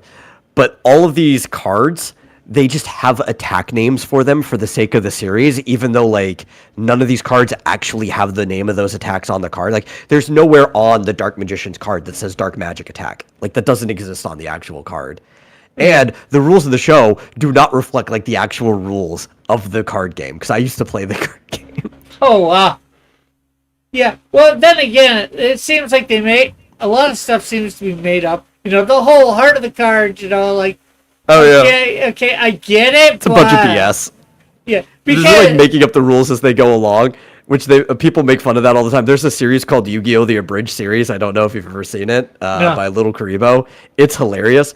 And it was one of the earliest abridged series on the internet. So like DBZ Abridged and all this stuff were inspired by Yu-Gi-Oh! The Abridged series. And there was a famous line by Kaiba. It's like, screw the rules, I have money. but it's like, okay, well, the heart of the cards, it's just like, it has nothing to do with, you know. It's the power of friendship. That's all it is. Well, it's not even it's that show's equivalent of the power of friendship. Well, to me, it's not even that. It's just, you know, the heart of the cards aren't going to magically change what's on top just because you believe in your cards. You know, that you're going to pull the right one. You've just gotten lucky. Well, I mean, if you look at it like a grand scheme of things, if you always believed in the heart of the cards, then maybe they got shuffled into the right place to begin with. Yeah. Because remember, this is a series that believes in destiny and fate. Yeah. But then, you know, sometimes it seems like I've noticed a few times that somebody, I think, you know, like one of the other characters was supposed to go, and then the other guy goes twice in a row or whatever. Yeah. It's like, but there's like all kinds of things, right? Like Joey Wheeler's favorite card, the Flame Swordsman, that he just summons without a sacrifice, just on the field, right? It's not even that it needs a sacrifice, though its star count is high enough that it would need a sacrifice. The Flame Swordsman is a fusion card. You actually need 2 other cards to polymerize to make the Flame Swordsman in the actual game. But he just summons this thing out like it's a normal card. Yeah, well, they usually show it like it's a normal card. Yeah, but it's purple because it's a fusion card. Okay. That's you don't even have to pull it, right? Because fusion cards, you actually do not pull from your deck. You have a fusion deck on the side where you have your fusion cards set aside to use when you get the components and the polymerization. Yeah. There's so many of them, dude. It's just amazing too. Sometimes you would think these traps or whatever, well, especially the traps would spring automatically. Like somebody wouldn't have to say, "Yeah, I've got this trap card." Well, you are supposed to declare that a trap was activated in the rules, right? Okay. But I mean, just flipping the card is technically a declaration. You don't have to use words. You just have to flip your card. But you have to let somebody know. It's like, because if you don't actually activate your trap card, it can still sit there. You don't have to activate it. You can save it for later. Yeah. Well, I guess I'm more thinking in the way that they play it. You would think it would just automatically trigger. There are some things that automatically trigger. So flip effect cards. So there's one of the only cards they use properly in the whole show is the Man-Eater Bug, one of Weevil's cards, right? Because it's a flip effect. So if you put a card face down in defense position and somebody attacks it, right, that automatically flips that card, and it's a flip effect card. And Man-Eater Bug is when you do the flip effect, it destroys like the monster that's trying to attack it. Yeah. But overall, it's fun. The game. Good Night Spoon says, friendship is magic. And, oh god, Karibo is used so badly in that show. Karibo. I forget who's that. That's Yugi's favorite little card, right? Not Yami, which is technically the name of like Yugi when he uses the Millennial Puzzle. That's the name of the pharaoh that lives in him. But Yugi's favorite card is Karibo, right? And that's that little fluffy guy. Oh, furry guy that he can multiply as sort of a shield. Yeah, but he can't actually multiply. You could do something sort of like that. You can use Scapegoat, but all Scapegoat does is basically put a token on the field, and you can't have any more tokens than you have spots on the field. There's no like, oh, I used this card with Karibo, and now he's multiplying infinitely and just taking up all this space in the air that doesn't actually exist.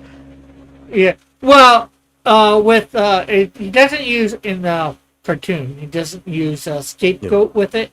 There's a multiply card that he uses with Karibo. Yeah, it just doesn't have that effect, right? Or I think that same bout too. Somehow he decides I'm going to use polymerization on my mammoth skull, which is another card that requires a sacrifice, right? But like I'm going to use polymerization with my mammoth skull to fuse it into my opponent's three-headed blue eyes white dragon, right? And like you can't fuse your own card into somebody else's card. And why all of a sudden fusing an undead card into another card makes it die slowly? That doesn't do that to anything. Like all it would do is make a different monster that maybe is already an undead monster. Yeah. Like they're just making up the rules as they go along. There are no rules to the Yu-Gi-Oh TV show. There are not many, anyways. So what came out, the game or the cartoon first? The card game pre-existed the manga, which was used to sell it. Right? They kind of came out around the same time. They planned the manga to sell the card game, right? Then the anime was an adaptation of the manga that ran in Shonen Jump. So basically, just like like the G.I. Joe cartoon or E-Man or Transformer. And the comics and stuff, right? Like they might come with a comic with the toy or whatever. Yeah, but that was meant to sell the toys. Yeah.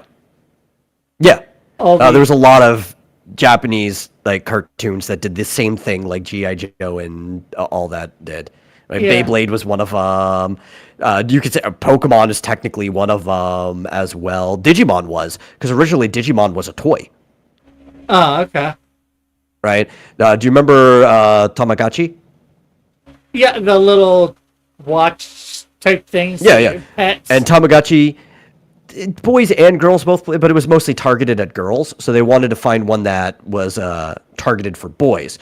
So they made a battle Tamagotchi that even had like a little sensor on the side where you could put two together and you could have your pets fight. And the battle Tamagotchi was called Digimon.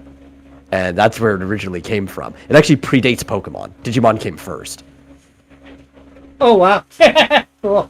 I like that, man. Yeah. Good Night Spoon says cartoons were always ads for toys. I won't say always, but 70s, 80s for sure, 90s, yes. Um, I liked a unfortunately, lot of them. Beyblade is a fun show. Yeah. The original. yeah, I watched that too when I was in the. I forget when I watched it, but the other thing is, I think that's one of the major downfalls for cartoons not being able to be sellers for toys and all that, because since they did that, it's ruined the cartoon market. Yeah. You know, we get Well, stuff they kind like of flipped it, Steven- right? So you used to make cartoons that were specifically ads for toys, right? Like the Yeah. toy came first, then the cartoon. Then they started flipping. It's like, well, because cartoons can sell toys, we're just going to make cartoons and try to sell merchandise for cartoons that already exist, right? Like they kind of went in the wrong direction. Yeah. Well, because they were doing that to movies and all that, although they were making, these adult. Star Wars. Star Wars ruined it for everyone. They made these, like adult movies like Rambo or whatever, and making cartoons out of them for kids. Yeah. Or even if they didn't make cartoons, like they would still just have toys on the shelf for it. It's like, ugh. And of course, by adult, I don't mean X-rated. I just mean, like Terminator and all that. Not a movie that you probably doing a kid. Hey, Good Night Spoon says always. Well, the reason I say not always because there was cartoons like 50s, 60s, 70s that they weren't selling toys for. They didn't Well, need also to. the original cartoons were not for selling toys. Like if you go back Yeah. to like Felix the Cat was not made to sell toys. Yeah, The idea of selling toys to kids based on a property that on a Nickelodeon, right? Like a 5-cent screen or whatever, there was not even a concept to people, right? yeah. That doesn't come until much later. Yeah, that doesn't come until late 70s, early 80s. I'd say. Again, Star Wars ruined it for everyone. How did Star Wars ruin it for everyone? Well, so like slightly before Star Wars, there were some people trying to merchandise, but Lucas kind of like saw merchandising as like the real money maker and the future of things, and that's why he cut his deal the way where like pretty much all of the theatrical release, I think it was Fox is what he did it with. They got like all of the money for the theatrical release. He took almost nothing because he wanted like 100% of the merchandising sales. Like he wanted all of that ownership. And he started pumping out merchandise, right? Yeah, And everything, like the movies were still the movies, but everything else aside from the original trilogy, even some of the things he was doing at the time, like the whole point of the holiday special, as bad as it was to help push more of the merchandise. Or there was like a cartoon with Boba Fett that was there to push more merchandise. Like all of it was just like he was trying to merchandise, and Yeah. it became so successful that everybody was trying to merchandise. yeah.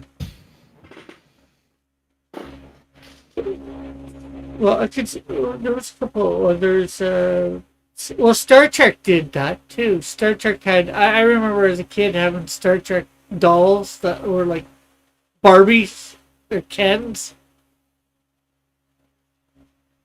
My sketchbook says toys were originally learning tools.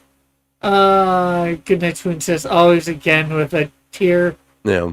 dropping face. Aqua's got a. I also think that varies from culture to culture because toys go very, very far back, and there's a lot of them that definitely aren't learning tools. Okay. Dolls Sketch, have existed forever. yeah. Sketchbook. But they're usually handmade.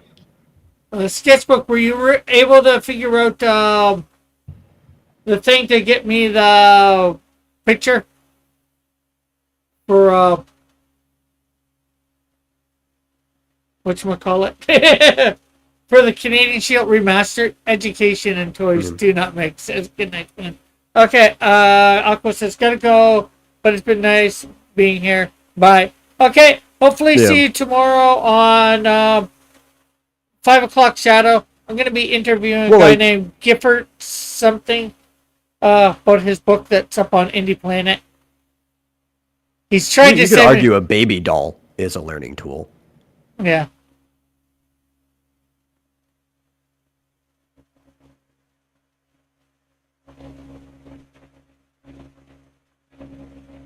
But baby dolls aren't even like the original dolls. Like you could go back. Some of them might have been treated like babies, but straw dolls go back forever. Like they're just handmade dolls.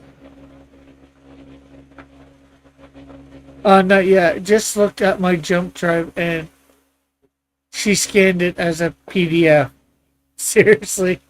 Oh. Don't worry if it's PDF. You can send it to me as that. I can get it. Make it not PDF. Yeah, like Photoshop and Eh. Clip Studio. Either of them could read it, and then you could just save it as anything else. Yeah. It might be, it's a little bit of a pain, but you know, I can make it into a PNG easy enough.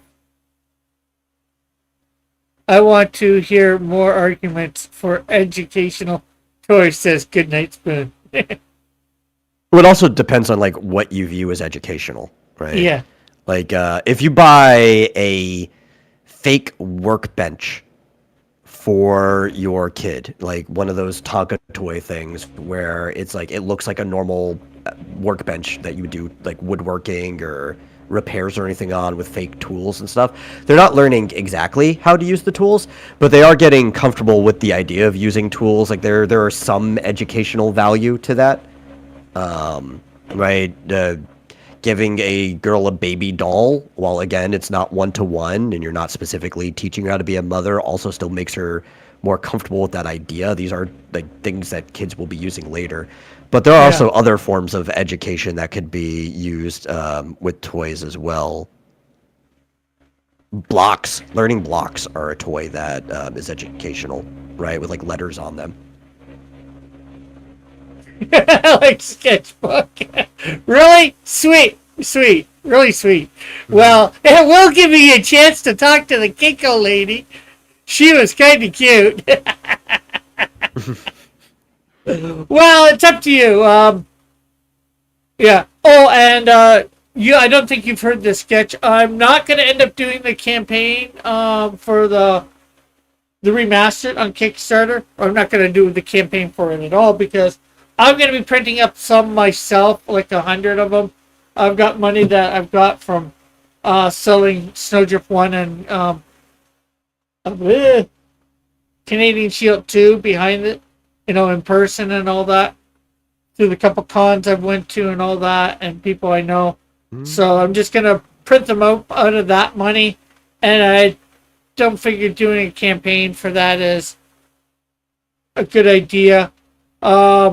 You know, I don't want to charge people. I 100% agree with Sketchbook and encourage this. When he says, "Hey, I got to take my shots where I can." Take all the shots you can. Goodnight Spoon says, "How do I commission a drawing from Metal anonymously?" Check my Google Drive. Well, telling me that you're going to is probably not the best way to commission me anonymously. Just putting that out there. But if you have access to my email, and I don't know the identity of the email, like sending me the request, you could always just email me at imwiththemetal@gmail.com. Okay, got it. Sketch.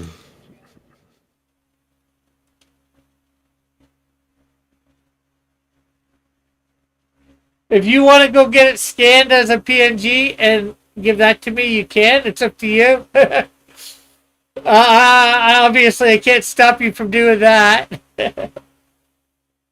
I'm not. Can they do somewhere like Kinko's? Can they make it into a PNG and not a PDF? I don't. They have the power to do that. I don't know if they give you that option. Oh, yeah. That's exactly what I'm going to be printing. I'm going to be printing my next batch of printing Canadian Shield 1 is going to be your cover. That's the cover for Canadian Shield number 1. Probably the first batch I print are going to have I might put the remastered part on. But aside from that, you know, maybe when I print a second batch, you know, whenever I get around to that, I'll take the remastered part off.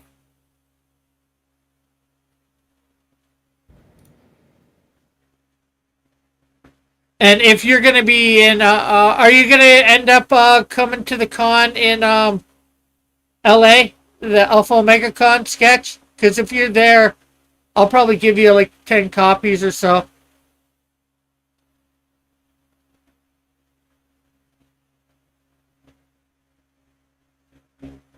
Let's see. He says, I want, Goodnight Spoon says, I want 2 blocks with letters on them standing in a ring facing off wearing boxing gloves. Doable? I mean, even without answering my question, yeah, that's doable in many different ways. I would imagine, though, if they were blocks standing in a ring with boxing gloves on, that they're probably cartoon blocks, like they have rubber hose arms or something. Or I mean, they could have muscular arms, I don't know. But definitely they'd have to be more than just blocks. They'd have to have, like, arms and legs, or at least they could be like Rayman with floating boxing gloves. But there'd have to be some way for them to have boxing gloves, so I'd have to ask more questions than that. But definitely doable. 100% doable. No. I'd like to, don't know yet. It says.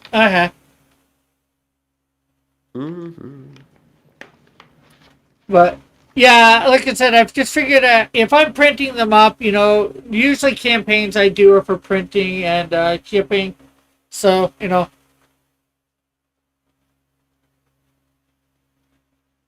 I don't think it's, nice to especially charge extra for printing. If I'm printing them up myself. Pardon? Why do games do this? All that time verifying that pre-download that I did, right? I go into Genshin, I hit the launch, immediately downloading resources. Dillard's here and says, boo! Not enough Dillard, boo! Well, you were having your own show, John. He needs people in the background while he goes to audition. We want Dillard! Dillard's the greatest! It's not as good as Dillard! Goodnight Spoon says they don't have to be blocks. They can be anthropomorphic letters with noodle arms. Mm-hmm. I mean, no, either of them are doable, right? Like, it's very, very easy. Sketchbook says negative, just the right amount of Dillard. None. Puts 3 on the floor laughing emojis.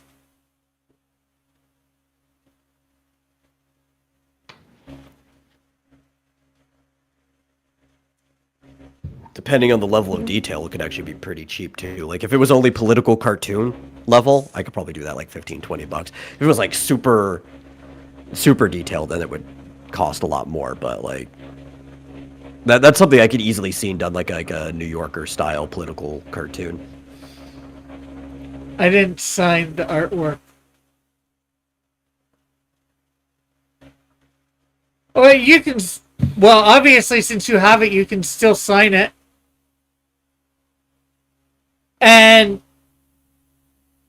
you can, if you come, you can either bring it to the con and we can try and sell it there for some money for both of us, or just wait till I do the campaign for Canadian Shield 3 and all that, because that's obviously the remastered version is going to be available on that, so for people to buy.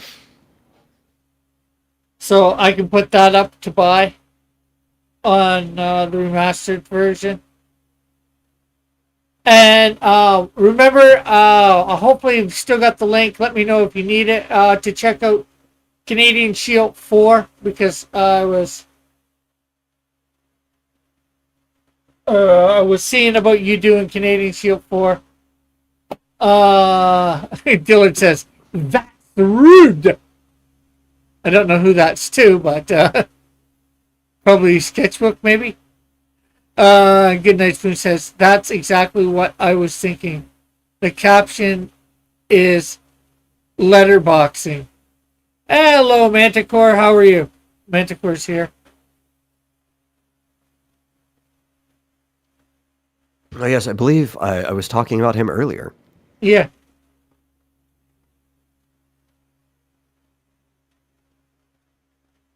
Yeah, he was in Dillard's chat earlier. I was over there for a bit. I said hello. I was going between 2 or 3 different streams. Dillard's, Mike's, and RJ's. I'm doing pretty good. Just talking a little bit about things that are going on. Well, as I was about to come close to ending my stream, and also, well, getting in touch with Sketchbook,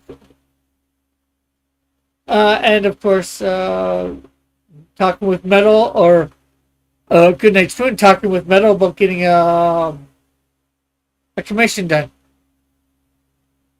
Dillard was actually streaming. Yes, he streamed for like 3 or 4 hours or more.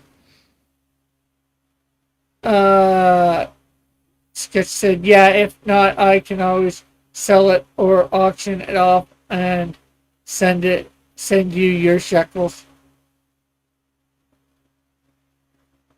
Well, if you just end up selling it yourself somehow, don't worry about giving me any money. I'm just like, if I put it up on the campaign or something like that, then I'll, or maybe at the convention, then maybe I'll grab a couple pennies from it. I'll show the cover for let you know what you think. Yeah, okay. I can show the cover. Show the cover. Show the cover. I had it. So, let me actually download it because Clip Studio. Let's see. Oh, I'm not gonna see it there. Done. This is the one that you just sent it to me. Did the thing, but I can download it. I just haven't downloaded it yet. Download.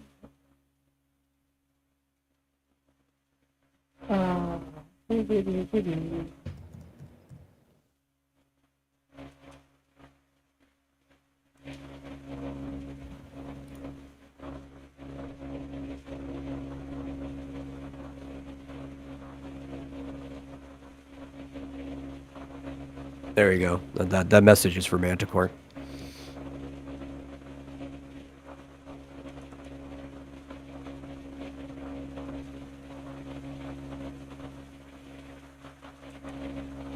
Okay, so there's a PDF. Oh, yeah, we will see. If I don't go to the con, I can mail it to you so you can have it.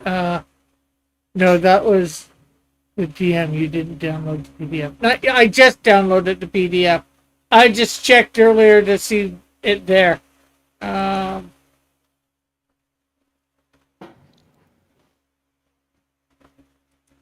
it's not Kill Crabs. It's Crab Battle. Crab Battle. Snake, stop saying that. Crab Battle. If you've never seen Crab Battle, you have to watch Crab Battle. It's great, especially if you like Metal Gear. It's an internet classic. Metal Gear.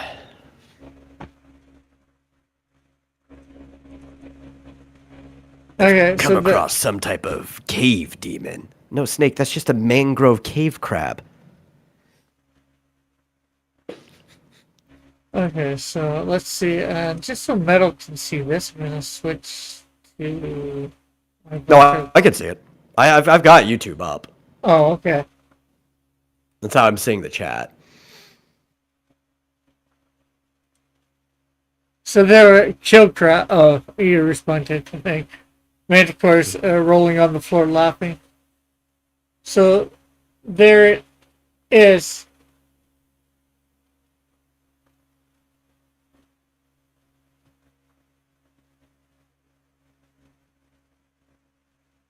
And now now that it's in there like that, I can save it as a PNG. In fact, let's see. So, I'm gonna go get the link for Crab Battle.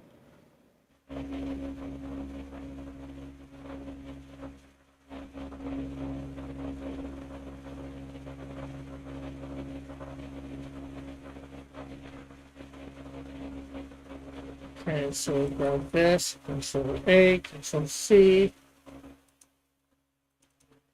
And Oh, now, Manticore already got it. Okay. I didn't even. I was off getting it. He had already beat me to it.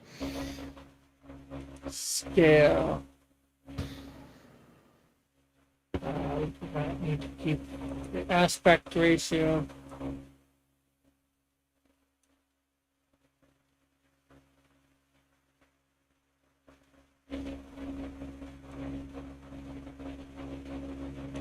It was I think it was right after the first Newgrounds Summer Festival a few years ago. There was a whole like generation of younger people who would come to Newgrounds. They're like Gen Z. They'd never seen these classic things. The very first thing I showed them was Crab Battle. Ah, cool.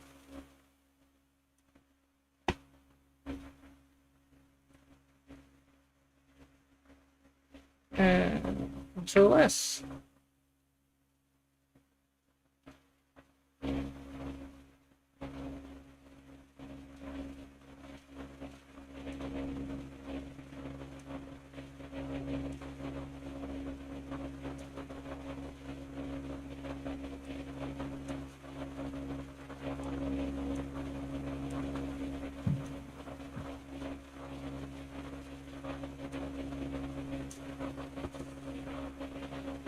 Okay, so there. Correct. Do things not just clip to the corners in when you try to resize it in Clip Studio? No, well, it doesn't go exact to the corners. Like I did this, I think 6 by 6.9 by 6.69 by 10.24 for inches, and whatever the 11 by 17 doesn't go to that precisely. So I get as much on as possible. I resize it so it goes right to the edges. No, I was just saying, like in Photoshop when you resize things, which if you want things to stay the dimension, you could just hold the shift while resizing, and it will not change the proportions of it. It'll stay to the same ratio. Yeah, well, there's a button here. Oh, when I'm doing that, like when I'm transforming. But in Photoshop, when there's an edge of something, it'll just clip the size right to the edge. Like you don't have to sit there and minutely adjust it.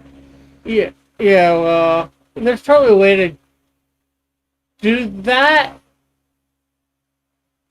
It has spots where it goes, but, like, if I move my mouse up too far, it'll go up a little too far, or to the side. Like, if I clip here, there's keep the aspect ratio portion of it, but because it doesn't go exact, it ends up going, like if I want it, like if I'm doing it down here, it might not go all the way to this edge. Yeah. Or vice versa, something like that, so it's like, just so I have it to the edges, that's why I take off to keep aspect ratio.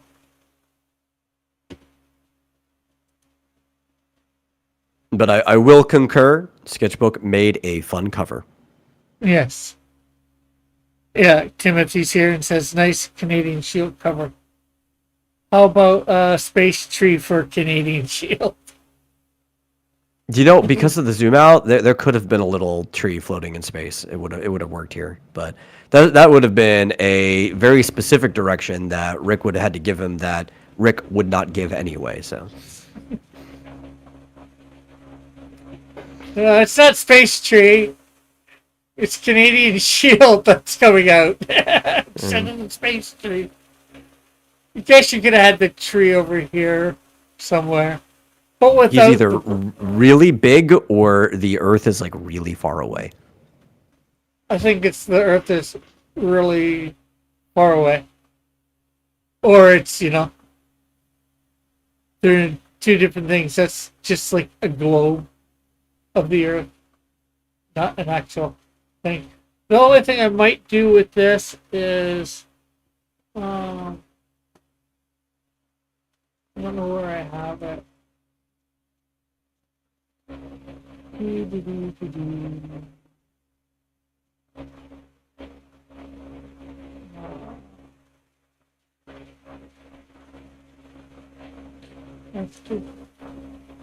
Trying to think. I feel like Space Tree, if number one wouldn't even be a comic, it would be more like a picture book, right? And each page is just Space Tree passing by celestial objects.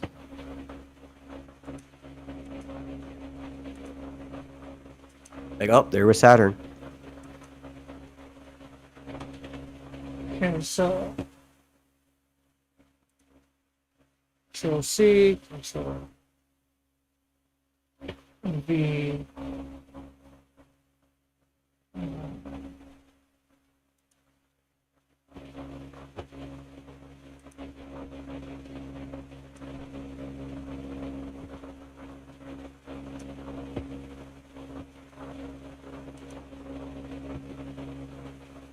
Let's see.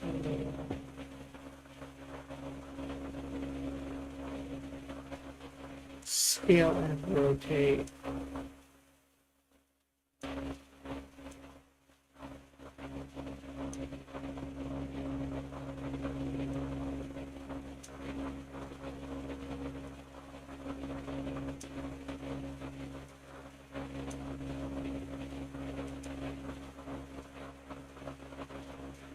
What do you think of that, Metal?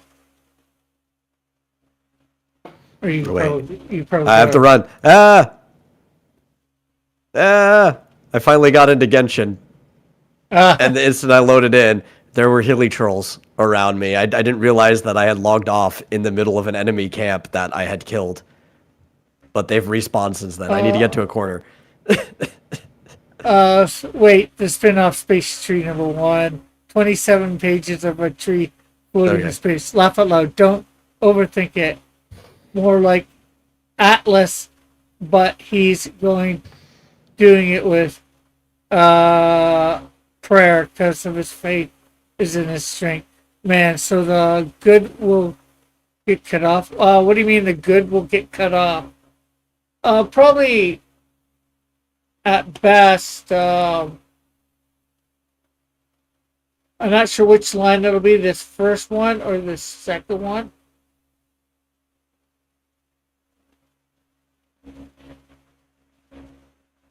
Remastered. Well, it's tiny for me. Even at full screen. Right. So if I saw it at actual comic cover size, maybe it's not a problem. But at least on my screen, remastered could definitely be more legible.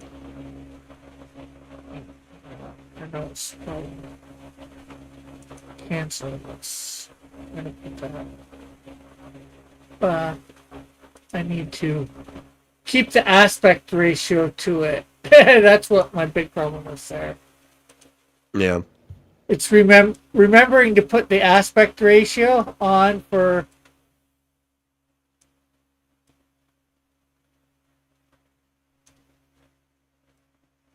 Oh my god. I just redeemed so much in-game currency. I don't play the game often, but I do my daily check-ins on the Hoyo Lab every single day. So they sit there and they wait for me to redeem it all. You can go find. Well, Sketch, there is no Space Tree representation. You can go find your Space Tree on another planet, too. What? Not. I mean, good, stupid, fat fingers. Space Tree might be on another planet by now. Well, not if the tree is in space. Could land on the moon. Space Everything's Tree. in space. Space Tree lands on the moon. Everything is in space.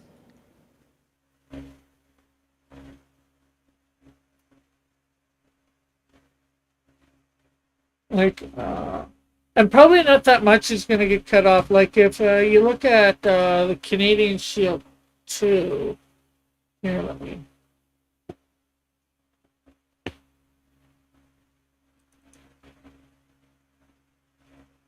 I'll take you in Snowdrift 1.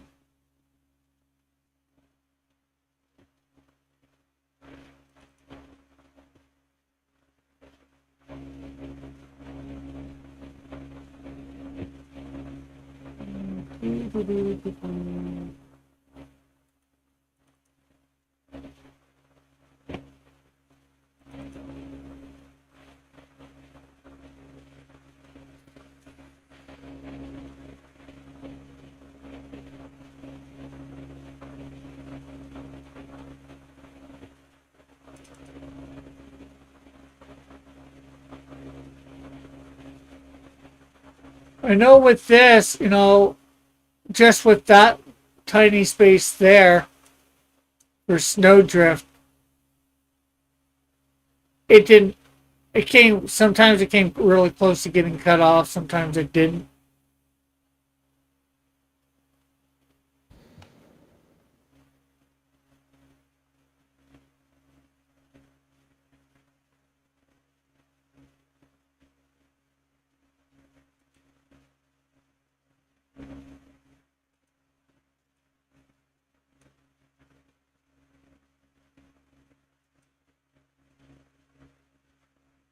Okay, so I resized it, if you will.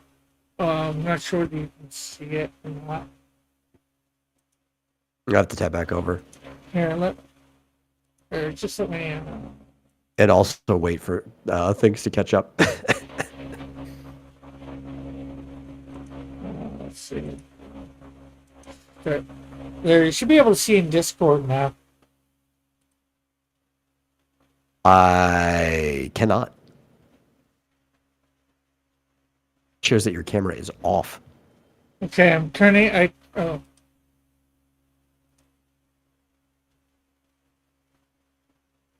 Okay, why is this? It rejects your opinion.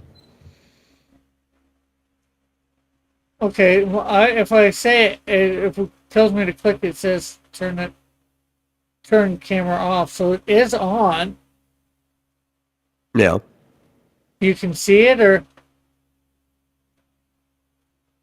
No. okay. Okay. CS. Well, exactly. The tree has been jettisoned from Earth by Canadian Shield right into the sun. CS is a tree killer. My sketchbook. That tree stole his ancestral lands. Says my sketchbook. Take that, land stealing tree. Timothy's next issue, Snowdrift, because a deadly assassin. My sketchbook says no, she's an ice witch now, Tim. Keep up with the current story. Timothy's damn I it. forgot that there was a long running thing where people wanted Snowdrift to be an assassin.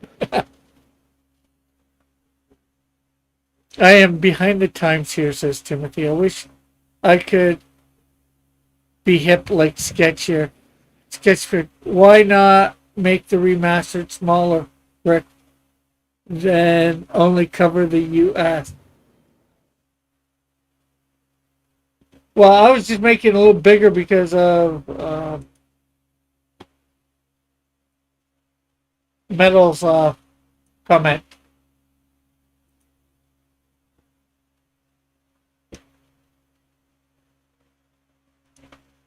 I can still make it smaller.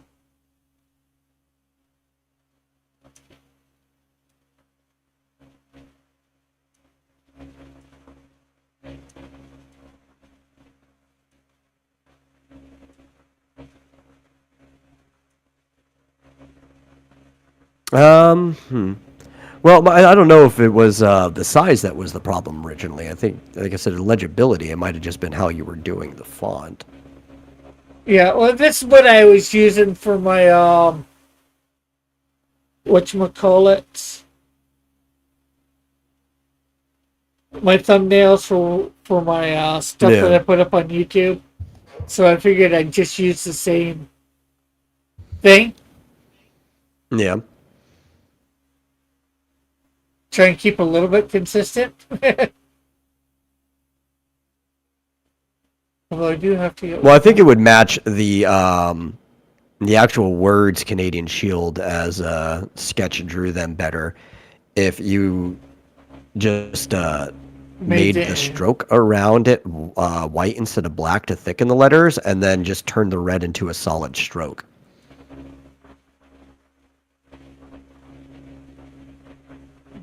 So, because I think the problem is by having this black stroke that's very thin, and then these like faded red around it, all it does is make the letters blurrier. okay, so you're saying make the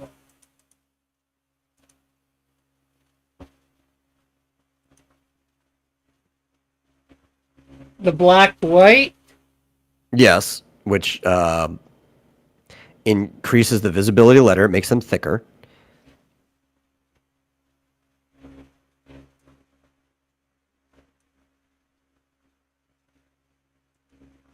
Like that?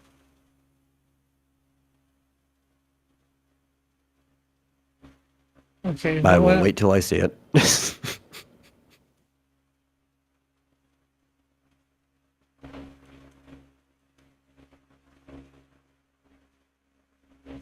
Yeah, because for some reason Discord doesn't want to show it to you.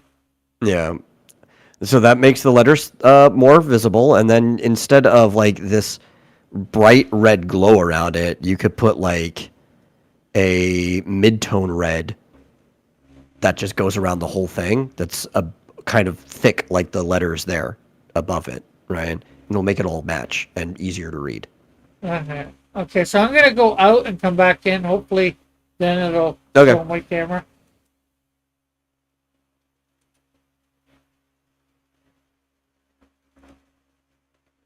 Okay, can you see stuff now in Discord? No, it still shows no camera.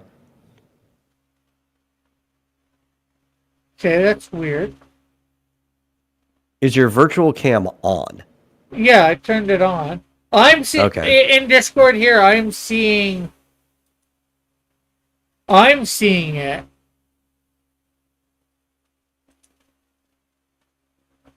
Oh, wait, there it goes. It's finally there. Discord Yeah. just didn't want to show it before. It was showing a camera with a stroke, like a stroke going through it before, but now I can see it. Oh, okay.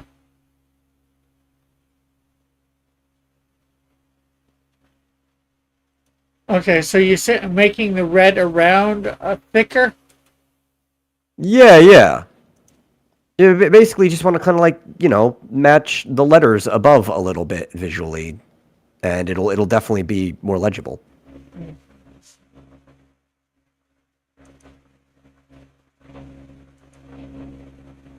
So let's look at. In fact, what I would do, instead of making it pure white and like whatever red, I actually would have just like color sampled the average of the white and the red on that text that he did with the like color pencils. I think that's what he used.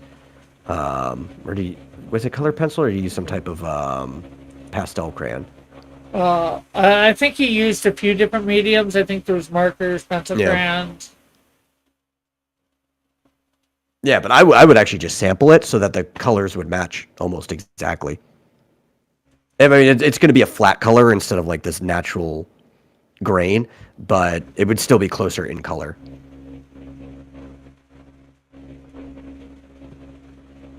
Okay.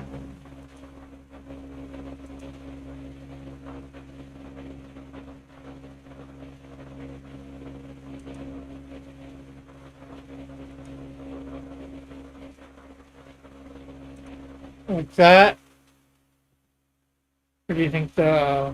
Oh yeah, that's way easier to read, even at a smaller size. Like that's much better.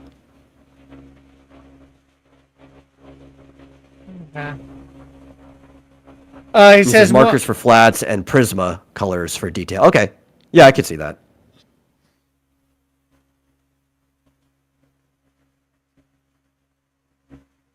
And eventually, like I was saying earlier, for my second print of this, I'll take away the remaster.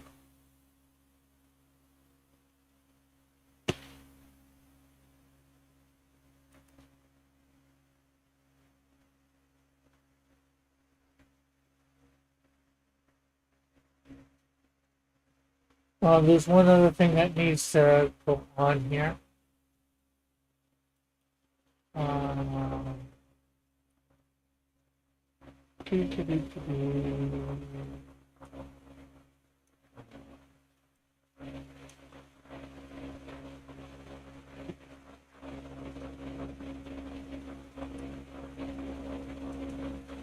Let's see. Grab it from number one.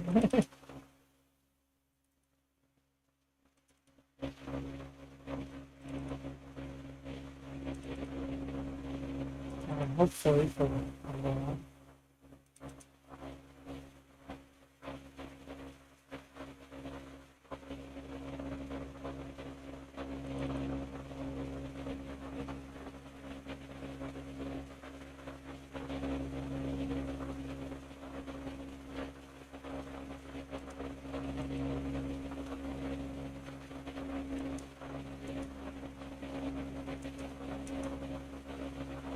Oh, dang. They What? just gave us a cat girl for free with this update. They had a new 5-star character who's like a magician, and apparently his sister, I don't know how his sister's a cat girl and he's not a cat boy. Don't ask me how that works. But his sister is like his assistant. Maybe they're adopted. And they just gave you the 4-star assistant character for free. Oh. As long as you log in and invite her. I'll take it.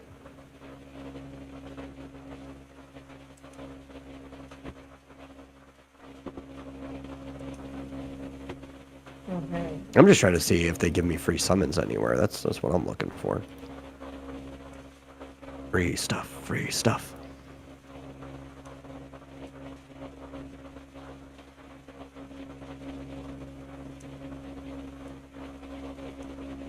You know what? Normally this is supposed to go there, but just because I don't want to mess with the artwork too much, I'm gonna put it over here.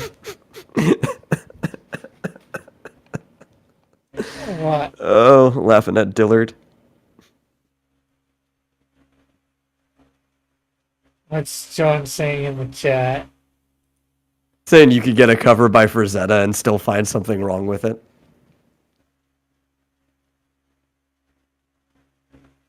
Who said I was saying there was something wrong with it?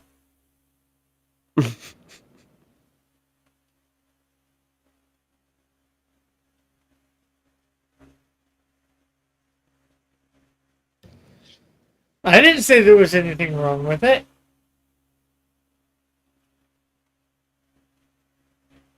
I would laugh if for somehow you got a work by Frank and you were just like, yeah, no, this is wrong.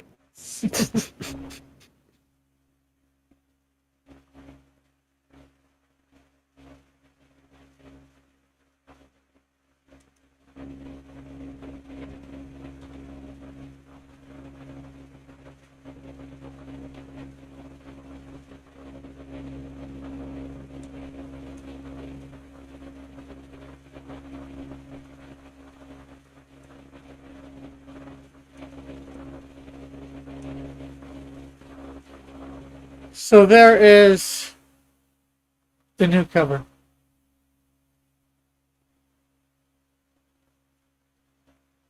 That will be on my next campaign with my Canadian Shield 3 and all that. Although probably at that point, I might take the remastered off. I might get some printed with that campaign without the remastered on.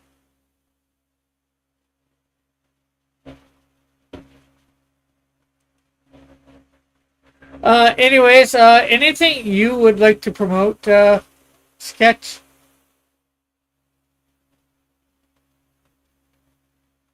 Not Sketch. Metal. Well, my commissions are open. People can email me or DM me anywhere for a commission. I do have to warn you that I'm not currently set up to take anonymous payments. All I have is PayPal. But if somebody really wants to be anonymous with it, I could work with them. We can set up like a Ko-Fi or whatever. I just don't have any of that stuff set up already.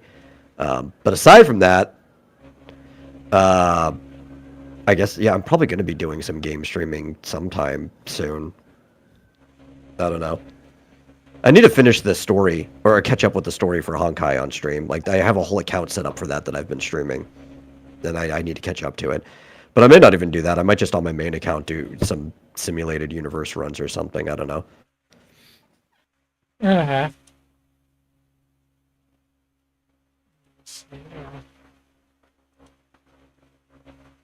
Go back to my webcam here. There we go. I'm also working on a bunch of other things, but nothing that I'm currently working on is really progressed enough to really give like news or updates on. Uh-huh.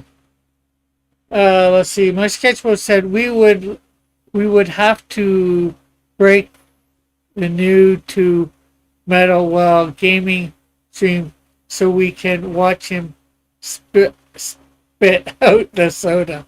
The soda out. I'll break the news to you if I did that. I don't think there's anything that's ever like shocked me enough to spit out liquid. I've laughed and spat out liquid before, but I like there's nothing that's like surprised me or anything. I don't think that's one of my reactions. Yeah. Well, You can make me laugh. I have a good sense of humor if you want to see me Well- maybe spit something out. I guess that might be what he's thinking about. He'd laugh and spit it out. Maybe. I wasn't picking up if he was talking about I would be laughing, but I know some people that they just get surprised and they spit things out, like the old the spit take, like the coffee gag or whatever, but I don't have spit takes. Yeah. And he says, "No, not right now." Laugh out loud. Yeah. So, thanks for coming on, Metal. Thank Mike, who's not even probably here to listen. He came on for a bit near the beginning. Thank everybody in the chat for coming by. It's been great having everybody here. So we will hopefully catch you tomorrow at the 5 o'clock stream where we'll be interviewing a guest about his book that he has out on Indie Planet. It's not a Fun My Comic one. Unusual, I know. But he's tried to send me a book. He said physical. Didn't get here the first time. We're hoping he gets here the second time. But he sent me a digital version of it. So I love Indie Planet. Indie Planet's a great site. Yeah. I use Kablam to set things up. And the best part is if somebody has something up, you don't have to back a campaign. You could just buy it right there. yeah, and that's good. So we'll show the little bit that's there. It's on Indie Planet tomorrow, as well as. And while you're there talk to- purchasing his book, go and pick up a copy of X Dynamous Chaos. Yes. Okay, so again, thanks everybody for coming by. Don't laugh, Rick. It's more efficient on shipping to pick it up at then instead of another time. True. No, I just laughed at you the way that you did it. Threw yours in there, which is nothing wrong with it, but I'm trying to give him value, save on some money. you're doing a Timothy. Anyways, we'll catch you all later. Bye for now, everyone. God bless. Love you all. Have a great, wonderful day. I need to hit the stop